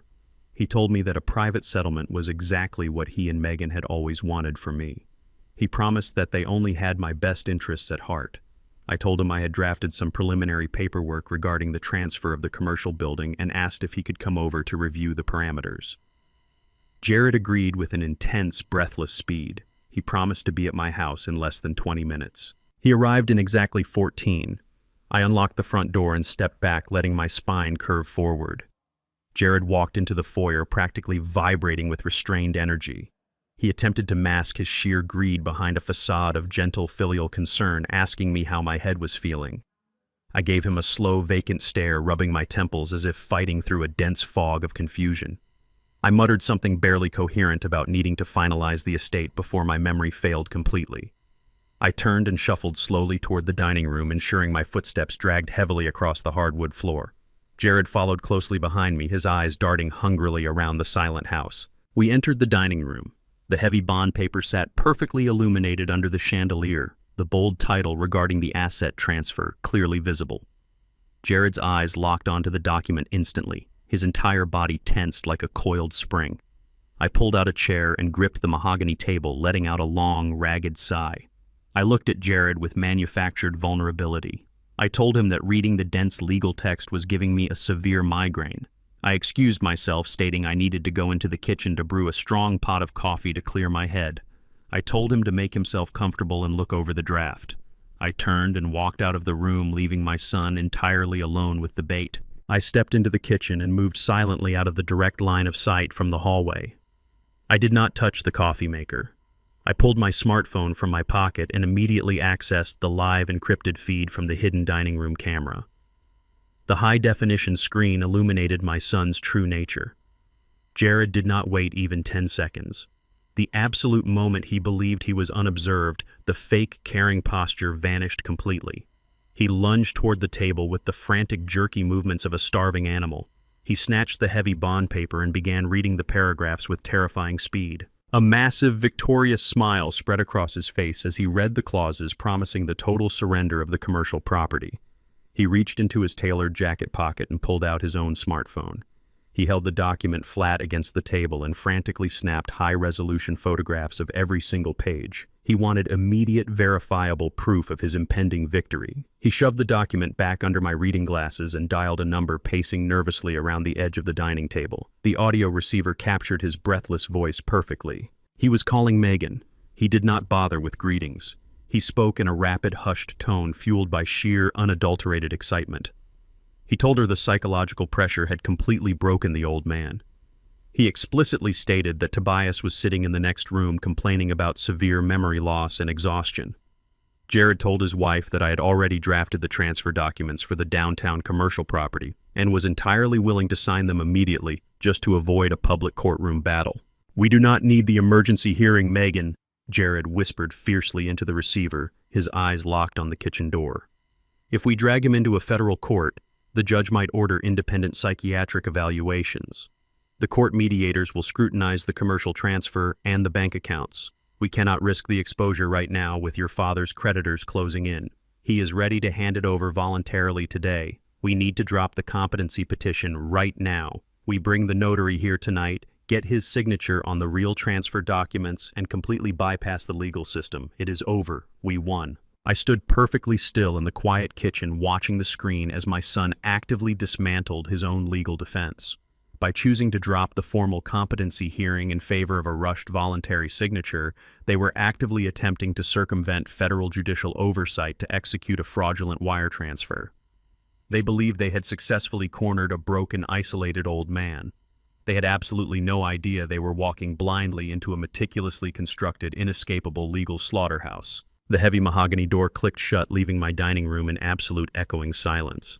I remained seated at the head of the table, staring at the exact spot where the fraudulent deed had rested just moments before. Megan's hysterical, unhinged screaming still seemed to vibrate against the glass of the chandelier. Her meticulously maintained facade of aristocratic superiority had shattered completely the second I pointed out the fatal legal flaw in the transfer document. She had panicked, shrieking the absolute truth into the open air. Her parents were losing their estate to the bank in exactly 5 days. Jared had physically dragged her out of my house, his face pale and contorted with a mixture of profound shock and rising fury. He had spent the last 2 years genuinely believing he was marrying into the pinnacle of generational wealth. He had just discovered he was permanently shackled to a sinking ship of insurmountable debt. I did not move to clear the dessert plates. I walked directly into my home office and woke up my encrypted laptop. I needed to know exactly how Jared would react to the sudden violent detonation of his entire social reality. During Jared's sophomore year of college, I had set up a shared family cloud server to easily transfer his tuition documents and textbook receipts. It was a digital relic, a forgotten piece of our past that I knew for a fact Jared still used to back up his smartphone data. I opened the main directory. A brand new continuously syncing audio file had just appeared in the primary folder. The sheer arrogance of my son was entirely predictable. Jared had clearly activated a secret voice memo on his phone before sitting down at my dining table. He had desperately intended to secretly record our conversation, hoping to capture me sounding senile, confused, or medically incompetent to bolster his upcoming guardianship petition. In his frantic rush to drag his hysterical wife out of my house, he had completely forgotten to stop the recording. His phone was currently sitting in his pocket, actively broadcasting every single word spoken inside their vehicle directly to my personal computer. I put on my noise-canceling headphones, leaned back in my leather chair, and pressed play. The audio feed began with the heavy, violent slamming of 2 car doors. The engine of Jared's sedan roared to life, but the vehicle did not shift into gear. The confined space of the car amplified the absolute raw hostility radiating from my son. "You lied to me," Jared said. His voice was not loud, but it possessed a trembling, dangerous edge that I had rarely heard him use. "You looked me directly in the eyes for 2 years, and you lied about everything. Your father is not a venture capitalist. Your family is completely broke. You are functionally bankrupt. You are losing your house in 5 days. Tell me the truth right now, Megan. Are you entirely destitute?" For several long seconds, the recording captured nothing but the heavy, rapid breathing of 2 people locked in a confined space. When Megan finally spoke, the shrill, panicked hysteria from my dining room had vanished entirely. She did not yell. She did not aggressively defend her parents. She executed a tactical, masterfully calibrated emotional pivot. She began to cry. It was not the chaotic sobbing of a defeated woman. It was a soft, rhythmic, perfectly weaponized sound designed to bypass a man's anger and target his fundamental insecurities. "I was terrified, Jared," Megan whispered, her voice trembling with synthetic vulnerability. "My father is a complete failure. He destroyed our family legacy with his massive ego and his terrible investments. He lied to my mother, and he lied to me. I did not know the absolute severity of the debt until a few weeks ago when the shadow lenders started calling my personal cell phone. I was so incredibly ashamed. I look at you, and I see a strong, successful, independent man. I see a man who takes control of his destiny. I was terrified that if I told you the pathetic truth about my family, you would leave me. I was trying to protect our marriage." I listened with cold, clinical fascination. Megan was a psychological architect. She was actively neutralizing Jared's justified rage by stroking his fragile ego. She was feeding him the exact narrative he desperately needed to hear. She was painting him as the strong, dominant patriarch, while simultaneously framing herself as a helpless victim of her father's incompetence. Jared's heavy breathing slowed. The silence in the car stretched out thick with his internal calculation. "We are deeply implicated in this, Megan," Jared muttered, the anger in his voice rapidly morphing into sheer panic. "I signed the preliminary commercial sale agreement using the power of attorney. I initiated the escrow transfer with that out-of-state holding company. If we do not secure the final notarized deed transfer from my father, that corporate firm is going to sue us for breach of contract. We are looking at massive financial penalties. We are looking at federal wire fraud." "Your father knows exactly what he is doing," Megan said, her voice dropping into a hard, venomous whisper. The tears vanished instantly. She was moving in for the kill. Tobias did not find a random legal flaw in that document tonight by accident. He is actively playing games with our lives. He is a bitter, spiteful old man sitting on a mountain of hoarded wealth, and he wants to watch us burn. He wants you to fail, Jared. He has always looked down on you. He wants to see you humiliated in a federal courtroom. Are you really going to let him destroy our future just to protect his massive bank accounts? She was expertly shifting the target. She was taking the blame for the fraudulent wire transfer and placing it squarely on my shoulders. She was convincing my son that my refusal to be robbed was an act of malicious aggression against his survival. "We dropped the competency hearing to try and do this peacefully," Megan continued, her voice accelerating with urgent, demanding energy. "We tried to handle this like a family. He spat in our faces. We do not have time to go back to the judge. My parents will be thrown onto the street by Monday. The out-of-state holding company will report the failed transfer to the federal authorities by Tuesday. We are out of options. You have the original digital file of the deed on your laptop. You have the digital signature stamps we purchased. You have the access codes to the county clerk's e-filing portal." "That is highly illegal," Jared whispered. His voice was weak. The last remaining fragments of his moral compass were rapidly dissolving under her pressure. "Filing a forged property deed electronically is a severe felony. If the county clerk flags the signature mismatch, I will go to prison. If you do not file that document tonight, you are going to prison anyway for the preliminary wire fraud." Megan shot back, her tone absolutely ruthless and commanding. "We are already standing over the edge of the cliff. We have to jump. We file the deed electronically tonight. The county clerk's automated system processes the transfer by tomorrow morning. The commercial property legally shifts into your name. We immediately finalize the sale to the holding company, extract the millions, pay off the shadow lenders, and disappear. Tobias will wake up on Monday morning completely powerless. He will have no legal standing to reverse an authorized federal transfer. You have to choose Jared. It is either your spiteful father's bank account or our survival. Be the man I married. Do it." The recording captured a profound, suffocating silence. I sat perfectly still in my home office, staring at the audio waveform moving across my monitor. I was waiting for my son to make the ultimate, irreversible decision. I was waiting to see if a single shred of loyalty or basic human decency remained inside his mind. "I will log into the portal as soon as we get back to the house," Jared said. His voice was completely hollow, entirely devoid of emotion.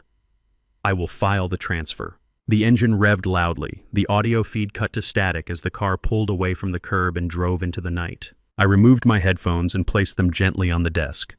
I did not feel a single trace of sorrow.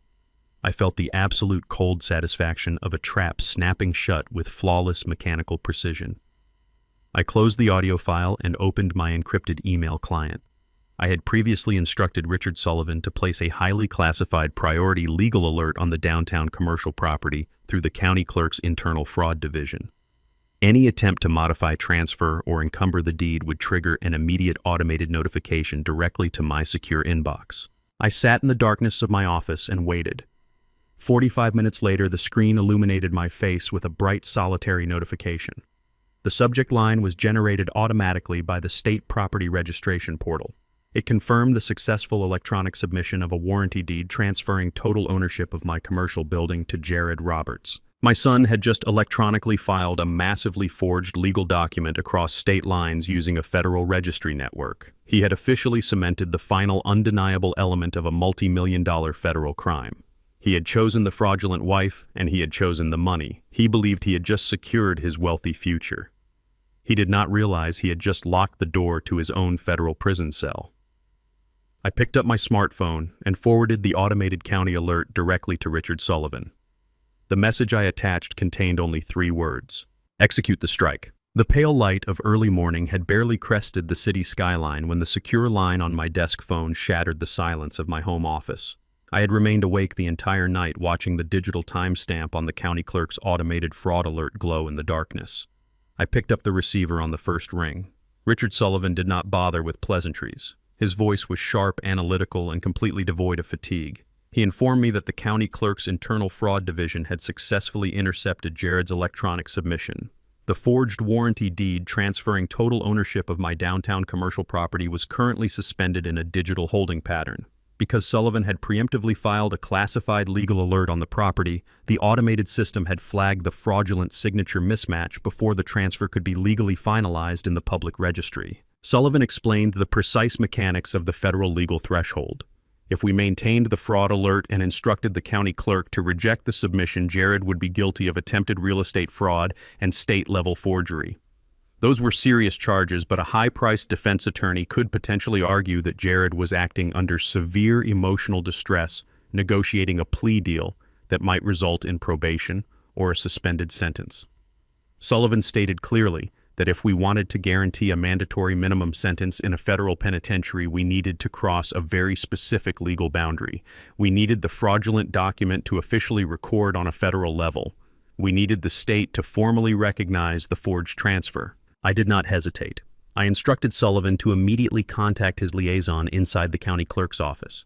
I ordered him to voluntarily lift the fraud alert override, the automated suspension, and allow the forged warranty deed to process completely through the federal registry. Sullivan warned me that for a brief, highly dangerous window of time, my son would be the undisputed legal owner of my most valuable commercial asset. If Jared moved fast enough, he could finalize the secondary sale to the out-of-state holding company before we could deploy our trap. I accepted the risk without a single trace of fear. I wanted the federal charges locked in permanently. I wanted the wire fraud to be a cemented, indisputable historical fact. I gave Sullivan the explicit authorization to let my son steal my building. With the defensive trap fully armed and waiting to snap shut, it was time to execute a catastrophic offensive strike against the true architects of this betrayal. I dressed in a dark suit, locked my house, and drove directly into the heart of the financial district. Jared and Megan had built their entire criminal conspiracy upon a fundamental, catastrophic miscalculation regarding my financial reality. They looked at me and saw a retired steel mill manager living on a fixed pension, supplemented by the rental income of a few local commercial properties. They believed my visible assets represented the absolute limit of my wealth. They were profoundly, aggressively wrong. 30 years ago, while I was calibrating blast furnaces on the midnight shift, my late wife and I had recognized the explosive potential of emerging international technology markets. We had quietly diverted every spare dollar of our income into a series of aggressive, highly classified offshore investment trusts. Over the decades, those initial investments had compounded into a silent, untraceable financial empire. We deliberately chose to maintain a simple middle-class lifestyle. We kept the offshore wealth entirely hidden from Jared because we desperately wanted him to learn the value of hard labor discipline and self-reliance. We wanted to protect him from the toxic, corrupting influence of unearned generational wealth. The bitter, suffocating irony was that our attempt to foster humility had only bred a deep, festering resentment and a venomous sense of entitlement inside our son. Now that exact hidden fortune was going to serve as the weapon of his absolute destruction. I arrived at Sullivan's high-rise office and walked directly into the primary conference room. Sullivan was already waiting at the polished glass table, surrounded by a mountain of financial ledgers and glowing computer monitors. The atmosphere in the room was electric with calculated malice. I sat down and told Sullivan that securing Jared's federal indictment was no longer sufficient. I wanted to completely obliterate the foundation of the Whitmore family's arrogance. I wanted to dismantle the aristocratic facade that Megan had used to manipulate my son into committing a felony. Sullivan turned a heavy monitor toward me, displaying the intricate, highly confidential financial dossier he had compiled on Arthur Whitmore's crumbling estate. The numbers were staggering in their sheer incompetence. Arthur had leveraged the massive Whitmore family compound against a series of disastrous corporate investments. He was drowning in toxic debt. The primary bank holding the residential mortgage had officially classified the loan as an unrecoverable default. The shadow lenders were circling the property like vultures.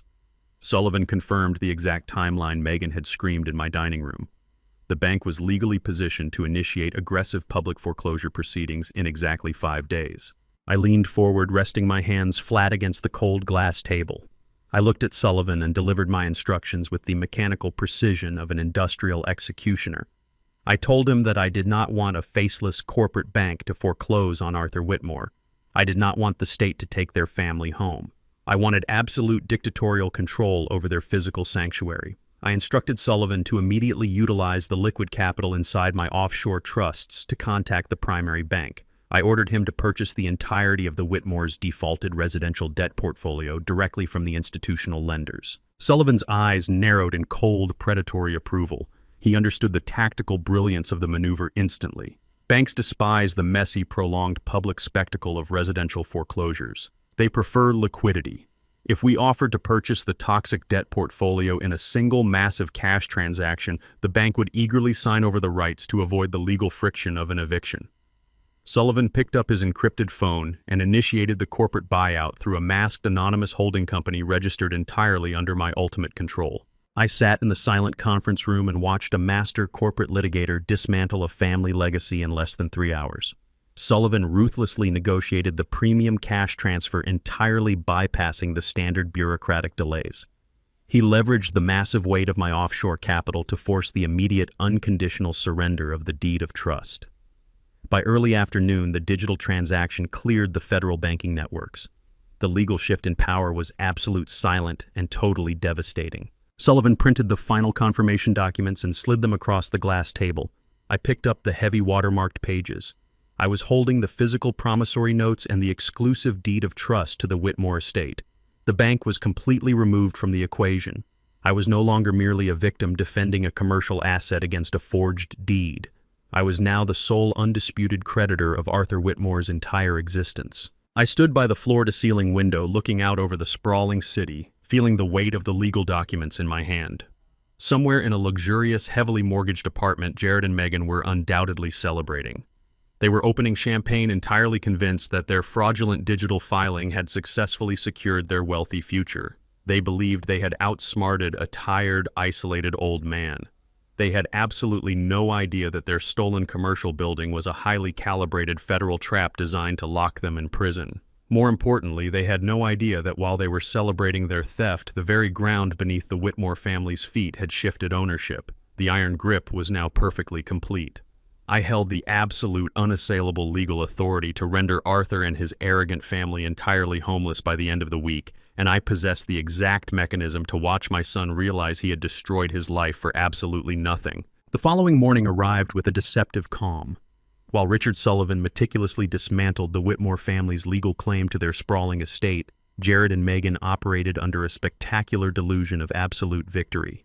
The automated county clerk system had processed their fraudulent warranty deed, temporarily shielding their crime behind a veneer of bureaucratic legitimacy. Believing they now legally controlled a multi-million-dollar commercial asset, their greed accelerated into sheer recklessness. They did not wait for the secondary sale to the out-of-state holding company to finalize.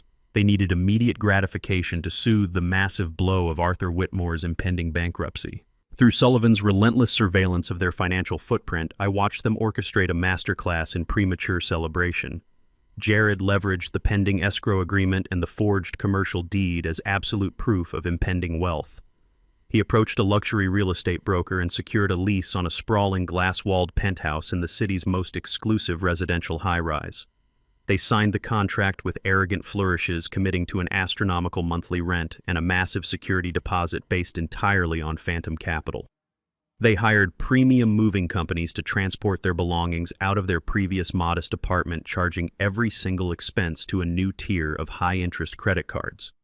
They were building a fortress of extreme luxury directly on top of a legal landmine. I sat in my home office reviewing the digital copy of their new penthouse lease agreement that Sullivan had intercepted. The address printed at the top of the contract sent a cold, sharp thrill down my spine. The building was a towering architectural marvel named the Obsidian. 10 years ago, my late wife and I recognized a shift in the local housing market toward ultra-premium urban living. We utilized a fraction of our offshore capital to establish an anonymous holding entity named Apex Vanguard. Apex Vanguard subsequently purchased the Obsidian outright. For a decade, I had been the silent, absolute owner of the very building Jared and Megan now considered their triumphant sanctuary. They had attempted to steal my commercial property to escape their financial ruin, and in their blind arrogance they had walked directly into the center of my residential empire. I immediately contacted Sullivan and instructed him to coordinate a secure conference call with Marcus Vance, the senior property manager of the Obsidian. Marcus was a fiercely loyal, highly competent executive who operated under the strict understanding that Apex Vanguard demanded absolute discretion and zero tolerance for tenant fraud. I did not reveal my identity as Tobias Roberts during the call. I spoke as the faceless director of the holding company, utilizing Sullivan as my legal proxy. Sullivan presented Marcus with the indisputable evidence of Jared's financial deception. He provided the certified documentation proving that the commercial deed Jared used as collateral to secure the penthouse lease was currently flagged in a federal fraud investigation. Furthermore, the escrow funds Jared claimed were days away from clearing were completely frozen by the county clerk's internal security division. Jared had essentially committed criminal fraud to bypass the Obsidian's rigorous financial screening process. Marcus reviewed the dossier with cold professional outrage. He confirmed that submitting fraudulent proof of funds constituted a catastrophic violation of their leasing agreement. It bypassed the standard 30-day eviction protocols, entirely triggering an emergency termination clause designed to protect the building from high-liability con artists. I gave the final irrevocable order. I instructed Marcus to draft an immediate, unappealable 3-day pay-or-quit eviction notice. However, knowing Jared possessed absolutely no liquid capital, the demand for payment was merely a legal formality. I wanted the notice delivered with maximum psychological impact. I instructed Marcus to dispatch the building's private security detail to hand-deliver the document directly to the penthouse doors. I wanted Jared and Megan to feel the sudden violent collapse of their fabricated reality while they were still unpacking their designer luggage. The execution of the order was flawless. Less than 2 hours later, Sullivan forwarded a brief security report from Marcus. 2 armed uniformed guards had arrived at the penthouse suite. They had knocked loudly, bypassing the polite concierge protocols. When Jared opened the door, radiating his usual arrogant entitlement, the guards stepped forward and pressed the heavy legal envelope directly into his chest. They informed him loudly, ensuring the words echoed down the pristine marble hallway, that he had 72 hours to produce the entire annual lease in cleared, verifiable cash, or he and his wife would be physically escorted off the premises and their belongings surrendered to the street. The trap had snapped shut with bone-crushing force. Jared and Megan were now entirely trapped between 2 rapidly closing walls of destruction. The commercial funds they desperately needed to pay the impossible rent demand were locked in a federal fraud investigation they had triggered themselves. Meanwhile, the Whitmore estate was quietly being absorbed into my offshore portfolio, cutting off any possibility of a bailout from Megan's parents. They were suffocating in a vacuum of their own creation. I did not have to wait long for the inevitable explosion. I was sitting at my kitchen island, calmly drinking a cup of black coffee, when my smartphone began to vibrate violently across the granite countertop. The caller ID flashed with Megan's personal cell phone number. The sheer desperation of her calling me directly signaled a total systemic collapse of her psychological defenses. She had spent 2 years treating me with thinly veiled disdain, viewing me as an ignorant, disposable stepping stone.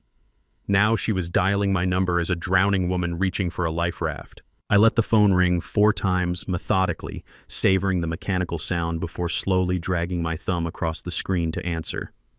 I did not speak. I let the silence stretch across the cellular connection, forcing her to initiate the conversation. "Tobias!" Megan screamed. Her voice was not merely panicked, it was a raw, primal shriek of absolute terror. The carefully modulated aristocratic tone she wore like armor was completely gone. She sounded like an animal caught in a snare. "Tobias, you have to help us right now. You have to send money to Jared's account this exact second. We are being evicted. The building management is threatening to throw us out onto the street in 3 days. They sent armed guards to our door. You have to wire us cash immediately." She was screaming at her landlord. She was demanding that the man she had conspired to rob instantly bail her out of an eviction that he had personally authorized. The sheer blinding magnitude of her ignorance was almost poetic. She genuinely believed she could still manipulate me.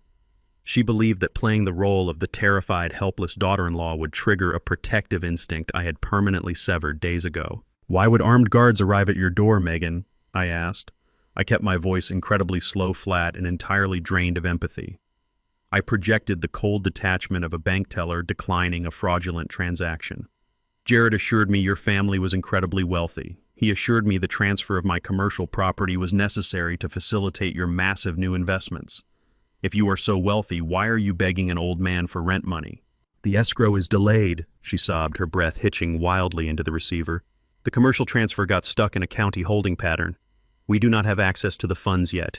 The building manager is a complete psychopath. He refuses to wait for the bank clearance. He is demanding the entire annual lease in pure cash by Friday or we lose everything. Tobias, please. We have nowhere else to go. My father is dealing with a temporary liquidity issue. We cannot stay with him. You have to wire us $50,000 right now. Jared is your son. You cannot let them throw us onto the street. I listened to her beg, feeling the profound satisfaction of absolute victory. She had confirmed every single detail of their impending ruin. She had admitted the escrow was frozen. She had admitted her father was bankrupt. She had admitted they were entirely destitute. She was completely unaware that every frantic word she screamed into the phone was currently being recorded, encrypted, and cataloged by my internal security network. I cannot help you, Megan, I stated, my voice dropping to a low, unforgiving register. I am a retired steelworker. I live on a fixed pension. I certainly do not have $50,000 in liquid cash to wire you. Perhaps Jared should not have signed a lease he could not afford. Perhaps you should call the county clerk and ask them why your commercial transfer was flagged for fraud. I did not wait for her to respond. I pressed the end call button and placed the phone face down on the granite counter. The illusion of their victory was officially dead. The reality of their destruction had arrived. The conference room at Sterling and Hayes Title Company was designed to project absolute security and quiet, unassailable wealth. Floor-to-ceiling windows offered a commanding panoramic view of the financial district, casting long geometric pools of morning sunlight across the massive mahogany table. Jared and Megan sat perfectly upright in their high-backed leather chairs. They projected an aura of triumphant, unshakable confidence, masking the desperate reality of their situation with tailored suits and designer accessories. They had spent the last 3 days living in a state of sustained, agonizing panic, dodging hostile calls from their new penthouse property manager and screening frantic, tearful messages from Arthur Whitmore.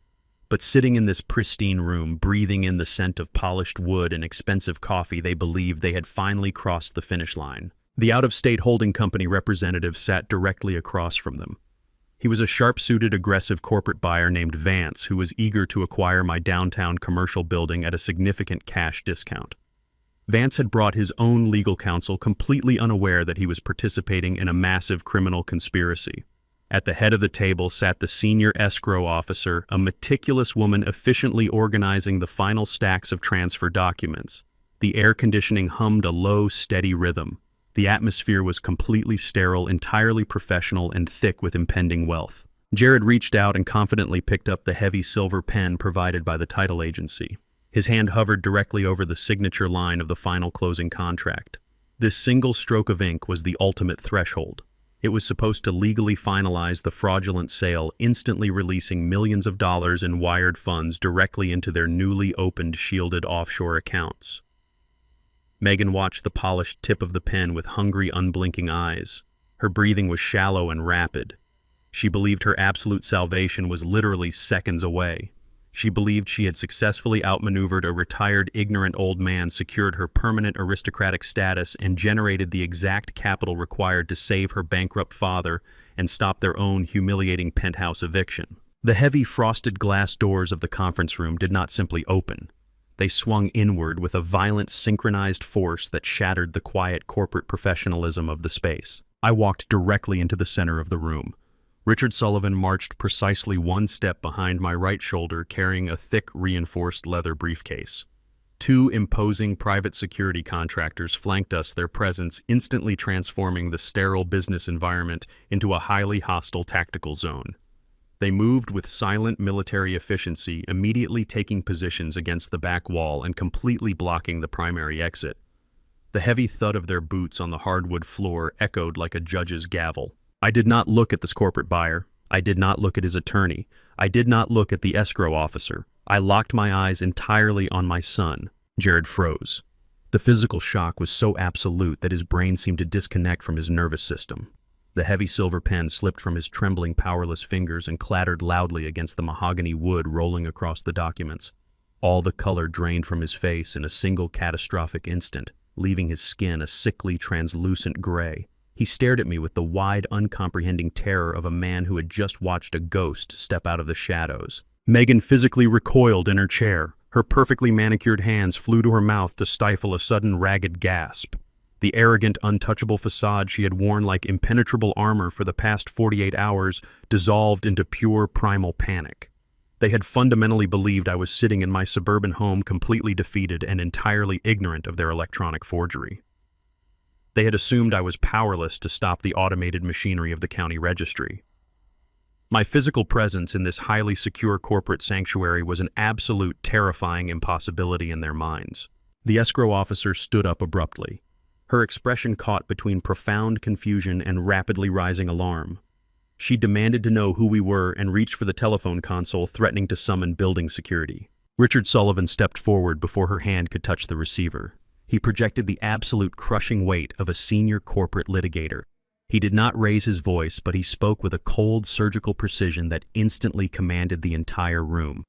Sullivan introduced himself formally and introduced me as Tobias Roberts, the sole undisputed and living owner of the commercial property currently sitting on their closing table.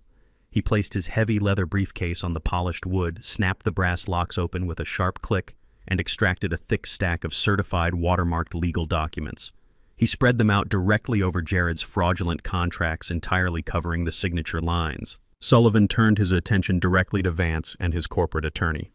He informed Vance that he was currently sitting at a table with two desperate individuals attempting to execute a multi-million-dollar federal wire fraud. Sullivan pointed a steady finger at the electronic deed Jared had submitted. He stated with absolute undeniable clarity that the document in their possession was a gross calculated forgery. He systematically dismantled their delusion, revealing that my legal team had successfully intercepted the digital transfer at the county level days ago. He explained that the State Fraud Division had deliberately allowed the document to process into the system strictly to cement the felony charges. Sullivan leaned over the table, staring directly at the buyer. He warned Vance that if his holding company authorized the transfer of a single dollar into Jared's accounts, they would be immediately implicated in a federal racketeering investigation. He guaranteed that the funds would be seized by federal authorities under money laundering statutes, and Vance himself would face severe criminal liability for participating in the transaction after being formally notified of the fraud. Vance pushed his heavy chair back from the table as if the documents themselves were highly radioactive. His corporate eagerness vanished instantly, replaced by an intense, overwhelming instinct for self-preservation. He looked at Jared with profound, unshielded disgust. Vance was a ruthless businessman, but he was not a criminal, and he certainly was not going to risk federal prison for a discounted commercial building. He abruptly ordered his attorney to pack their briefcases. He looked at the escrow officer and formally announced that his holding company was permanently withdrawing their purchase offer, effective immediately. The escrow officer was visibly shaking. She looked down at the genuine, irrevocable trust documents Sullivan had provided. The intricate legal seals, the verified signature stamps, and the embedded security watermarks proved beyond any shadow of a legal doubt that the building belonged entirely to me in perpetuity. The documents explicitly prohibited any sale, transfer, or encumbrance without my physical presence and direct notarized authorization. She looked back at the forged electronic deed Jared had submitted and instantly recognized the catastrophic legal liability sitting in her office. She acted with the swift, ruthless efficiency of someone desperately protecting their professional license and their freedom. She reached across the mahogany table and physically snatched the closing contracts away from Jared. She announced in a trembling voice that the transaction was officially halted. The escrow account was permanently frozen, and she would be immediately contacting her internal legal compliance department and the state authorities to report the fraudulent submission. Jared remained completely paralyzed. He did not attempt to defend himself. He did not yell, argue, or deny the accusations. He sat frozen in his high-backed leather chair, his chest rising and falling with shallow, rapid breaths. Sweat began to bead on his forehead. The elaborate, towering structure of his criminal conspiracy had just collapsed directly on top of his head in less than 3 minutes. The millions of dollars he believed were seconds away from his bank account had evaporated into thin air. The luxury penthouse he had recklessly leased was now an impossible financial anchor guaranteeing his imminent, humiliating eviction. He had forged federal documents, committed severe felonies, and permanently destroyed his entire existence, all for a massive payout that never actually existed. Megan stared at the empty space on the table where the closing contracts had been just moments before. Her eyes were vacant, her breathing accelerated into a silent, hyperventilating panic. The absolute reality of their destitution was finally breaking through her psychological armor. She realized her bankrupt parents would receive no salvation, and she was now firmly shackled to a man facing imminent federal indictment. I stood at the end of the mahogany table, flanked by my attorney and my security detail, watching the total, irreversible destruction of their future. I looked down at my son, observing the sheer magnitude of his failure. I did not feel a single drop of pity. I had provided the rope, and they had eagerly, arrogantly tied their own noose. The silence in the conference room was violently broken by the harsh scraping sound of heavy chair legs being shoved across the hardwood floor. Arthur Vance stood up, his face flushed with a dark, explosive rage. The corporate composure he had maintained moments ago had completely evaporated. He was a man who dealt in high-stakes acquisitions, a shark accustomed to dominating boardrooms, but he was absolutely terrified of federal racketeering charges. He recognized instantly that Jared had callously attempted to use his holding company as a blind accomplice in a massive wire fraud scheme. Vance slammed his hands flat onto the mahogany table, leaning directly into Jared's personal space. He did not yell, but his voice was a low, vibrating growl of pure hostility. He informed my son that his holding company possessed a legion of corporate litigators who specialized in destroying lives over bad contracts. He promised Jared that long before the federal government finished prosecuting him for forgery, Vance's legal team would file a catastrophic civil suit for fraudulent misrepresentation, breach of contract, and intentional sabotage of corporate assets. He vowed to seize whatever pathetic remnants of cash Jared possessed, liquidate his personal property, and hound him into permanent, inescapable bankruptcy. Vance did not wait for a response. He snatched his briefcase from the floor, barked a sharp command to his attorney, and stormed out of the conference room. The heavy glass doors swung shut behind them, leaving a suffocating, terrifying vacuum in their wake. The escrow officer was already in motion. She swept the genuine trust documents into a secure folder and stepped away from the table, physically distancing herself from the epicenter of the crime. She stated that her legal obligations were clear, and she would remain in the room only long enough to hand her files directly to law enforcement. Jared remained slouched in his chair, staring at the polished wood. The blood had entirely left his face. He was breathing in shallow, rapid gasps, his eyes darting frantically between the escrow officer, Richard Sullivan, and the stack of forged contracts still resting on the table. The absolute reality of his failure finally shattered his cognitive paralysis. He realized that the pieces of paper sitting inches from his hands were the physical manifestations of a federal felony. In a sudden, blind surge of sheer panic, his brain bypassed all logical reasoning. He falsely believed that if he could physically destroy the documents in front of him, he could somehow erase the crime. With a guttural cry, Jared lunged forward across the wide mahogany table. He stretched his arms out, his fingers desperately clawing at the forged warranty deed and the fraudulent escrow agreements. He intended to rip the papers into shreds, to swallow them if necessary, driven by the pure, mindless instinct of a trapped animal trying to chew off its own leg. He did not even manage to touch the paper. The two private security contractors moved with terrifying synchronized speed. They were not standard building guards. They were elite, highly trained professionals who operated with absolute physical efficiency. The contractor on the left stepped forward, seized Jared by the shoulders of his tailored suit, and effortlessly, violently shoved him backward. Jared flew back, crashing hard into his leather chair with enough force to knock the breath from his lungs. The second contractor instantly stepped up to the edge of the table, placing his massive frame directly between my son and the documents. They did not draw weapons or raise their voices. They simply established an impenetrable wall of physical dominance, completely sealing off access to the table and blocking any path to the exit. Richard Sullivan adjusted his cuffs, entirely unfazed by the sudden burst of violence. He looked down at Jared, who was gasping for air and clutching his chest. Sullivan informed my son that his attempt to destroy the paper contracts was a pathetic display of ignorance. He explained with cold, surgical precision that the physical documents were entirely irrelevant. The actual crime had been cemented the exact second Jared electronically submitted the forged digital file through the county clerk's portal using a registered IP address.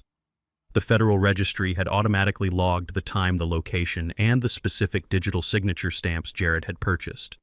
The digital footprint was immutable, permanent, and currently sitting on a server in the district attorney's office. Sullivan then delivered the final crushing blow. He stated that my classified fraud alert had operated in tandem with a direct line to the authorities. The moment the county clerk verified the signature mismatch yesterday morning, a formal criminal complaint had been automatically generated.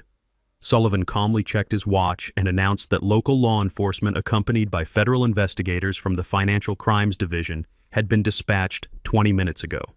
They were currently establishing a perimeter around the title company building. There was no escape, no negotiation, and absolutely no way out. Megan had been sitting completely still, pressed hard against the back of her chair.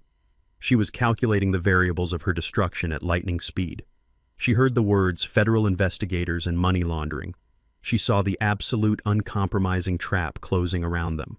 Her survival instinct, honed by years of manipulating her way through high society, completely overrode any shred of loyalty or marital devotion she possessed. Megan stood up slowly, her movements deliberate and highly calculated. She took 2 distinct steps away from Jared, physically segregating herself from him in the eyes of the room. She smoothed the front of her expensive dress, took a deep, shuddering breath, and executed a flawless, sociopathic pivot. She turned her gaze to Richard Sullivan and the escrow officer. Tears immediately welled in her eyes, spilling over her perfectly applied makeup in a display of profound manufactured terror. She pointed a trembling finger directly at her husband. She screamed that she had absolutely no idea what was happening. Her voice echoed off the glass walls, vibrating with synthetic hysteria. She swore to the room that Jared had acted entirely alone. She claimed she was just a supportive wife who had trusted her husband's financial acumen. She fabricated a desperate narrative on the spot, insisting that Jared had been highly secretive, controlling, and verbally aggressive whenever she asked about the commercial property. She stated that he had assured her he possessed a fully legal notarized power of attorney granted by his father. She swore on her life that she had never seen the forged documents, had never participated in the electronic filing, and was completely entirely innocent of the conspiracy. She painted Jared as a manipulative monster who had dragged her blindly into a federal crime to cover his own failures. Jared stared at his wife. The physical impact of the security guard throwing him into his chair was nothing compared to the violent shock of Megan's betrayal. His jaw went slack. He looked at the woman he had sacrificed his family, his morals, and his freedom to impress, watching her expertly offer him up to the federal authorities as a sacrificial lamb to ensure her own survival. I stood silently observing the masterful performance. Megan was brilliant. In any other room with any other audience, her desperate, tearful plea of ignorance might have been enough to secure her immunity. She might have successfully convinced a jury that she was a victim of her husband's ambition. I reached into the inner pocket of my suit jacket and withdrew my smartphone. I did not say a word. I unlocked the screen, opened the encrypted media file I had downloaded from the family cloud server, and maximized the volume. I placed the phone flat on the polished mahogany table right next to the forged documents and pressed play. The audio began with the distinct heavy sound of 2 car doors slamming shut. The confined acoustics of the vehicle were crystal clear in the silent conference room. Jared's recorded voice emerged first, vibrating with panic, stating that filing a forged property deed electronically was a severe felony. Then Megan's voice filled the room. It was not the tearful, helpless voice of the victim she was currently playing. It was the hard, venomous, utterly ruthless voice of the true architect of the crime. The recording broadcasted her demanding tone with flawless clarity. "If you do not file that document tonight, you are going to prison anyway for the preliminary wire fraud," the recorded, Megan snapped. "We are already standing over the edge of the cliff. We have to jump. We file the deed electronically tonight. The county clerk's automated system processes the transfer by tomorrow morning. The commercial property legally shifts into your name. We immediately finalize the sale to the holding company, extract the millions, pay off the shadow lenders, and disappear." I tapped the screen, pausing the audio. The silence that followed was absolute. It was the heavy, suffocating silence of total, inescapable ruin. Megan stood frozen, her arms still half raised in her theatrical gesture of accusation. Her tearful expression dissolved into a mask of pure, unadulterated horror. Her own voice had just provided the federal government with undeniable, indisputable evidence of premeditation, conspiracy, and active instruction to commit wire fraud.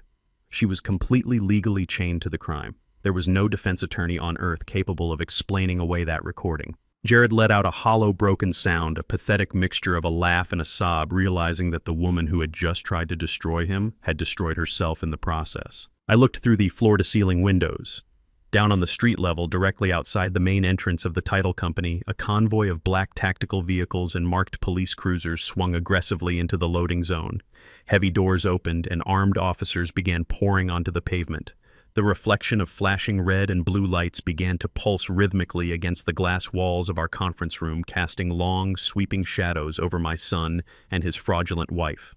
The authorities had arrived. The heavy frosted glass doors of the conference room did not simply open. They were pulled wide with the commanding authoritative force of law enforcement executing a federal warrant. 4 officers breached the room, moving with practiced tactical precision that instantly suffocated any remaining air in the space. 2 local police officers in heavy tactical gear immediately secured the perimeter, physically blocking the primary exit and taking up positions against the glass walls. 2 plainclothes agents from the Federal Bureau of Investigation stepped directly toward the center of the mahogany table, their gold shields gleaming under the harsh fluorescent lights. The sterile corporate sanctuary of the title company had been transformed into a cold, unforgiving theater of criminal justice. The lead FBI agent did not raise his voice, but his command was absolute and unyielding. He instructed Jared and Megan to step away from the table, keep their hands visible, and place them behind their backs. Megan resisted for a fraction of a second. Her aristocratic pride, fueled by a lifetime of entitlement, refused to accept the reality of her physical subjugation. An officer firmly seized her arm, spinning her around and snapping cold, heavy steel handcuffs around her delicate wrists. The sharp metallic click echoed violently across the quiet room. She gasped a ragged intake of breath as the cold metal bit into her skin.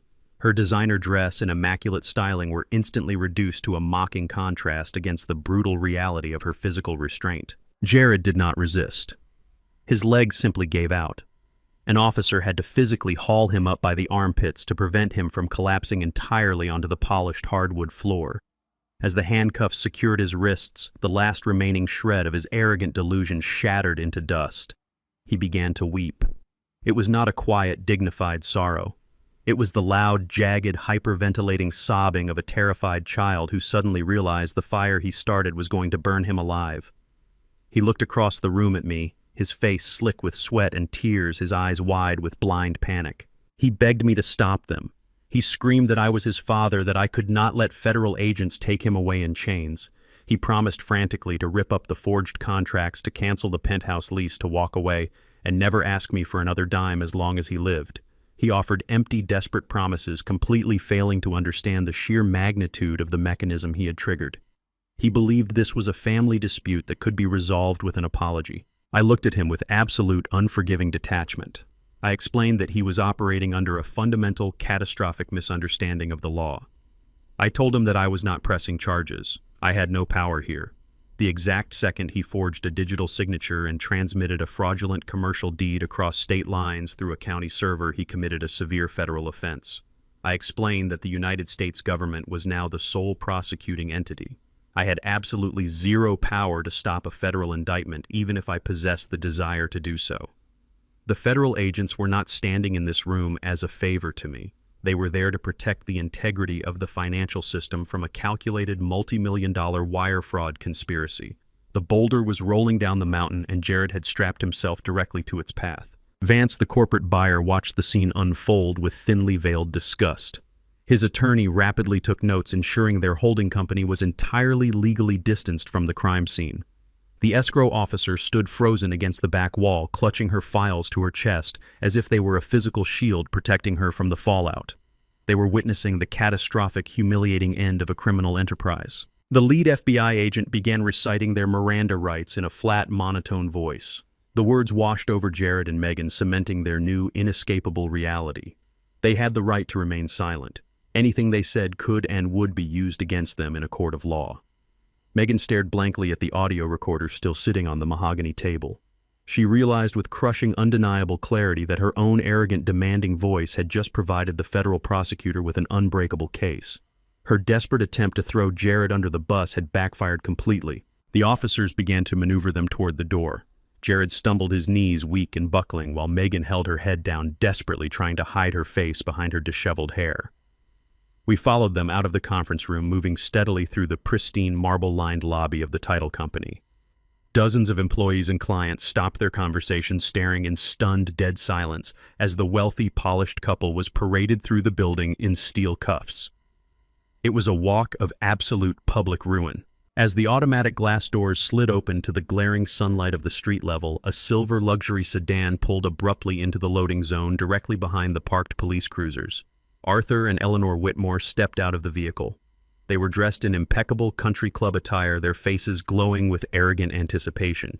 They had driven downtown, fully expecting to walk into the title office, greet their victorious daughter, and collect a massive life-saving cashier's check to instantly wipe out their hidden, suffocating bankruptcy. Instead, Arthur Whitmore froze on the concrete pavement.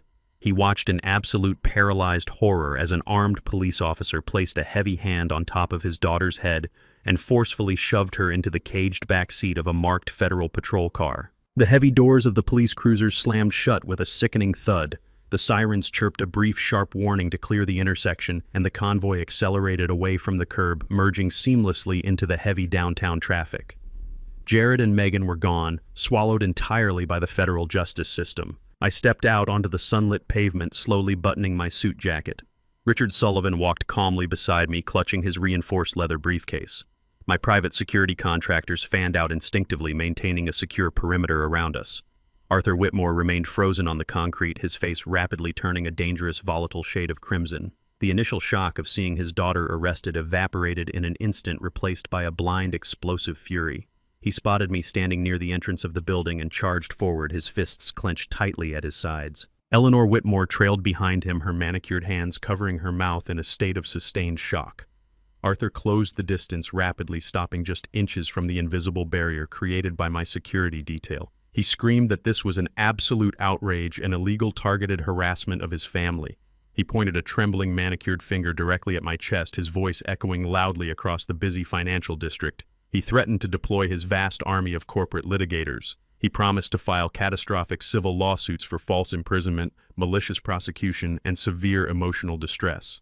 He swore he would contact his powerful allies in the local press and orchestrate a massive, relentless smear campaign that would ruin my reputation and drain every single dollar from my retirement accounts. He was screaming at a retired steelworker. He genuinely believed I was a vulnerable, ignorant old man who had somehow stumbled into a lucky bureaucratic loophole. He believed his sheer volume, his tailored suit, and his fading country club pedigree would intimidate me into absolute submission. I did not flinch. I did not raise my voice. I simply raised a single hand, signaling my security contractors to step back and allow him to finish his frantic, pathetic tirade. I stood perfectly still, letting the hot sun beat down on the pavement, watching a man desperately trying to project power he no longer possessed.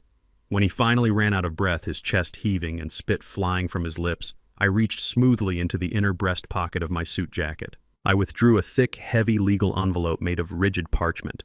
I extended my arm and pressed the envelope directly against Arthur Whitmore's chest, forcing him to either take it or let it fall to the pavement.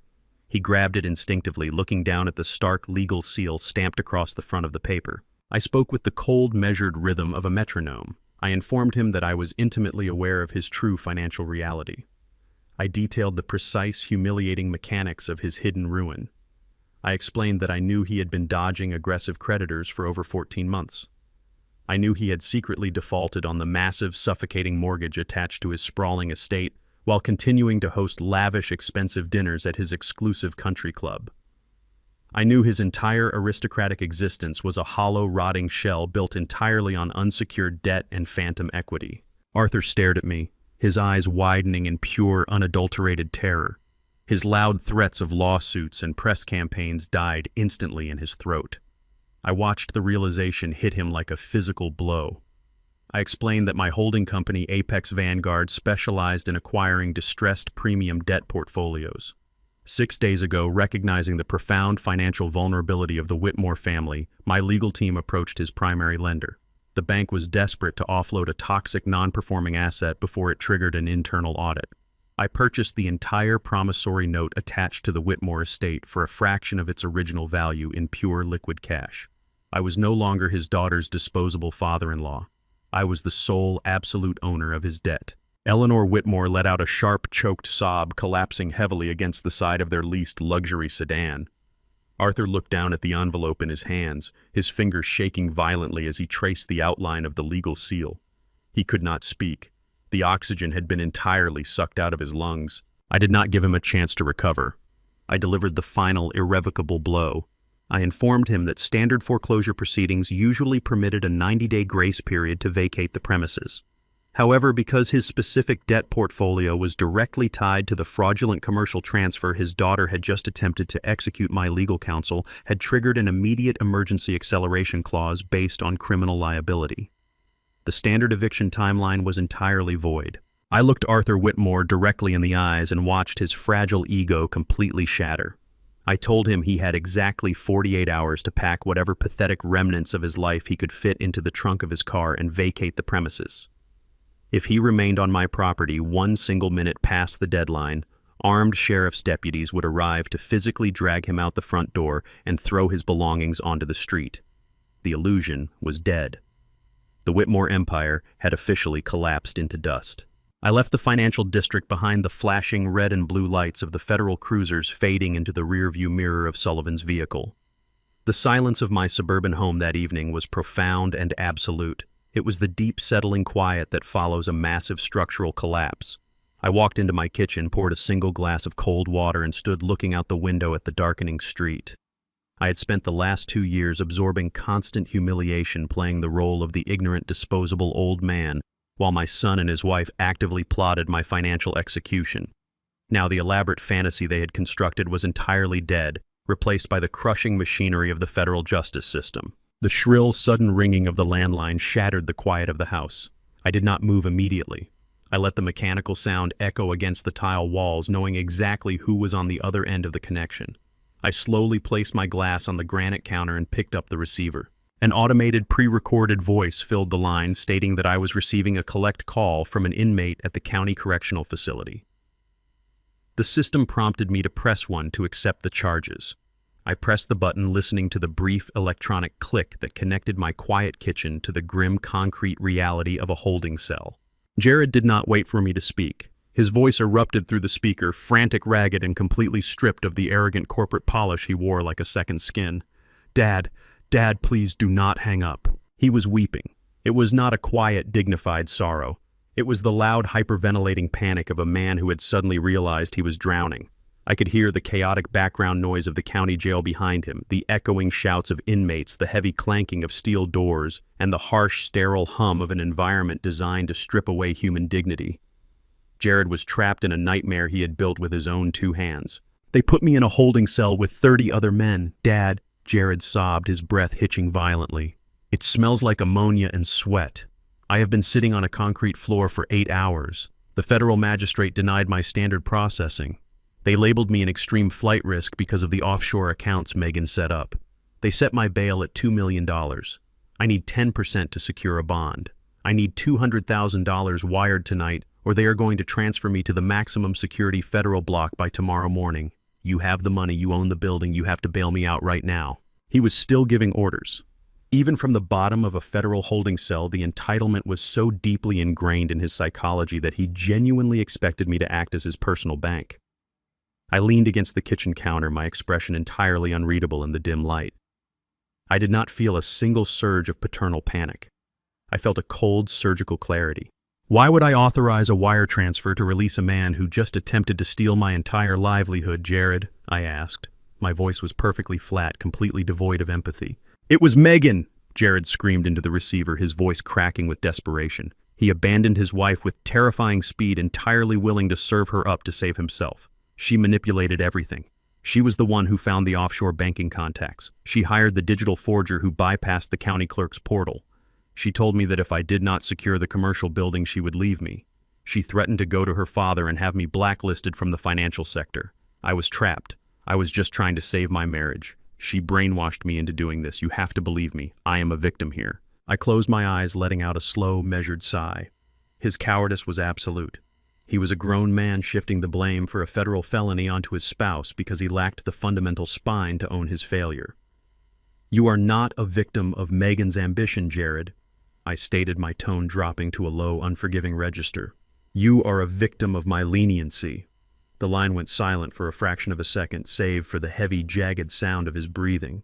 When you were 17 years old, I continued pacing my words with deliberate impact. You took my truck without permission, drove intoxicated, and destroyed the vehicle against a retaining wall. I paid the property owner out of my own pocket to avoid police involvement. When you were 22 and maxed out 3 fraudulent credit cards in college, I liquidated a portion of my retirement fund to keep you out of a civil courtroom. I spent your entire life placing a safety net beneath every tightrope you decided to walk. I believed I was protecting my son. I gripped the edge of the granite counter, confronting my own profound failures as a parent. I was actually teaching you that actions do not have consequences, I told him.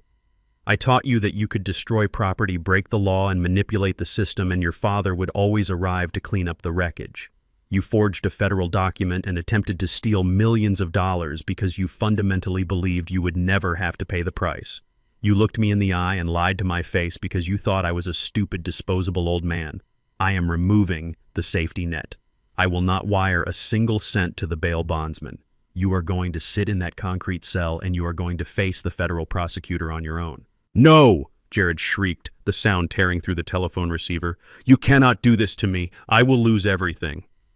The penthouse manager just served us with an emergency eviction notice. We have 72 hours to produce the entire annual lease in cash. If I am in jail, they will throw all my property onto the street. We will have absolutely nowhere to go. You cannot let me become homeless. He was utilizing his final desperate point of leverage. He expected the threat of a homeless son to trigger a primal protective instinct within me. He was entirely unprepared for the reality of the situation.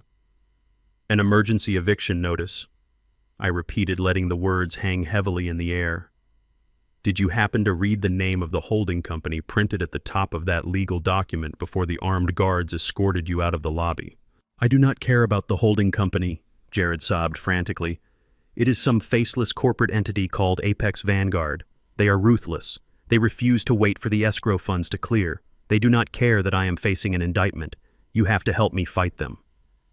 Apex Vanguard is not a faceless corporate entity, Jared, I replied, my voice cutting through his panic like a scalpel. I paused, allowing the absolute silence of my kitchen to stretch across the cellular connection. I wanted him to hear every single syllable of his destruction. Your mother and I established Apex Vanguard 10 years ago using offshore capital, I stated calmly.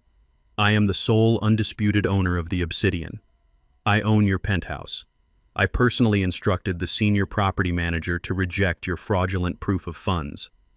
I personally authorized the armed security detail to serve you with that eviction notice. I am your landlord, Jared. You tried to destroy the very man who was secretly putting a roof over your head. The silence on the other end of the line was absolute. It was the sound of a human mind completely shattering under the weight of catastrophic irony. Jared did not scream. He did not cry. His vocal cords simply ceased to function. He had spent years treating me as a financial stepping stone, entirely oblivious to the fact that he had been living inside my residential empire the entire time. He had desperately sought the approval of his bankrupt father-in-law while completely dismissing the father who held absolute dictatorial power over his reality. I did not offer him a chance to respond. I did not offer any final words of comfort. I simply placed the receiver back onto the cradle, cutting the connection with a sharp, decisive click. The house returned to its profound, settling quiet. The cancer of their manipulation had been entirely excised from my life. The click of the receiver severed the final tie to my son, leaving my kitchen in absolute, unbroken silence. The cancer of his manipulation had been excised. Now the secondary infection required immediate attention. While Jared remained paralyzed by terror in a concrete holding cell, Megan demonstrated the ruthless sociopathic survival instinct that had driven her entire existence. By dawn, she had successfully negotiated her release. She secured a predatory bail bond through a notorious agency operating on the fringes of the city, collateralizing the last remaining limit on a high-tier credit card she had hidden from the federal sweep. She signed a contract with an extortionate interest rate, fully aware she had no legitimate means to repay the debt. She did not care. She walked out of the county jail into the gray morning light, leaving her husband to face the federal indictment completely alone. Megan wasted absolutely no time. She hailed a cab directly to the polished glass offices of the most aggressive family law attorney in the financial district. She immediately filed for an emergency dissolution of marriage. Her strategy was transparent and highly calculated. She intended to aggressively distance herself from Jared's criminal liability, portraying herself as the innocent, manipulated victim of a mastermind fraudster. In her divorce petition, she demanded immediate spousal support, exclusive possession of the luxury penthouse, and exactly 50% of what she believed was a vast marital estate. She was convinced Jared still possessed hidden offshore capital or a secret stake in my commercial holdings. Her delusion was completely dismantled less than 24 hours later. The emergency asset hearing took place in a sterile, windowless courtroom at the county annex. Megan sat beside her expensive attorney, her posture rigid, her face locked in a mask of wounded aristocratic pride. She expected Jared to be dragged into the room in chains. Instead, the heavy wooden doors swung open, and Richard Sullivan walked in alone. He placed his reinforced leather briefcase on the defense table, his expression completely devoid of emotion. Megan's attorney immediately launched into a theatrical tirade demanding access to Jared's accounts to secure his client's financial stability.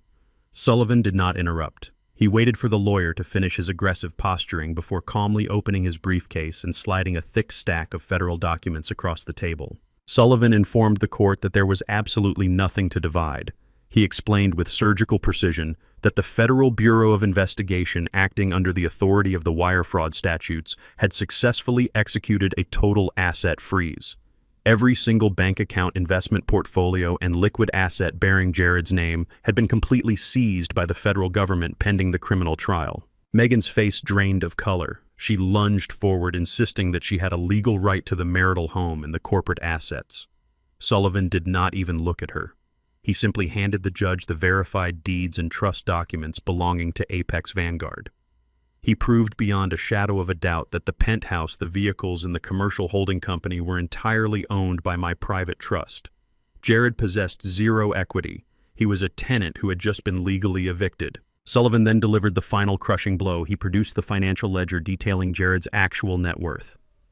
Between the pending federal fines, the immediate loss of his corporate salary, and the mountain of unsecured debt he had accumulated trying to impress his wife, Jared's marital estate was entirely negative. He was functionally bankrupt. Sullivan looked directly at Megan and stated that she was legally entitled to absolutely nothing but half of her husband's catastrophic debt, including the predatory bail bond she had just signed. Megan's attorney stared at the federal seizure notices. He realized in a fraction of a second that his client possessed no money to pay his exorbitant retainer. Without a single word of apology, the lawyer snapped his briefcase shut, stood up, and walked out of the courtroom, leaving Megan sitting completely alone at the plaintiff's table. She stared at the wood grain, her entire fabricated universe reduced to ash. Simultaneously, the 48-hour grace period I had granted Arthur and Eleanor Whitmore officially expired. The heavy wrought iron gates of the Whitmore estate were not opened by the butler. They were breached by 3 marked cruisers from the county sheriff's department. Armed deputies stepped onto the pristine cobblestone driveway, executing the accelerated eviction order with absolute uncompromising authority. Arthur Whitmore stood on his grand mahogany porch, his face purple with rage, screaming threats of civil litigation and demanding to call his political allies. The deputies ignored him entirely. They physically escorted him down the marble steps. Eleanor followed, weeping hysterically, clutching a single designer handbag, as the deputies systematically locked the massive front doors and posted the neon foreclosure notices across the glass. Their luxury furniture, their imported art, and their extensive wine collection were legally seized, trapped inside the house to satisfy the massive debt I now owned. The Whitmores were escorted off the property, left standing on the public curb, with nothing but the clothes on their backs and 3 hastily packed suitcases. That evening, a heavy rain began to fall over the city, washing away the last remnants of the day. Megan, stripped of her credit cards and entirely rejected by her high society friends, was forced to seek shelter on the extreme industrial outskirts of the city. She dragged her single suitcase across the cracked, weed-choked asphalt of a cheap, run-down motel. The neon sign above the office flickered violently, casting a sickly red glow over the decaying parking lot. She unlocked the door to a moldy, cramped room, the smell of stale smoke and damp carpet instantly suffocating her. She walked slowly to the grimy window and pushed aside the frayed curtain, looking out into the relentless rain. Parked directly under a flickering street lamp in the corner of the motel lot was a silver luxury sedan. It was the only asset her parents had not yet been forced to surrender.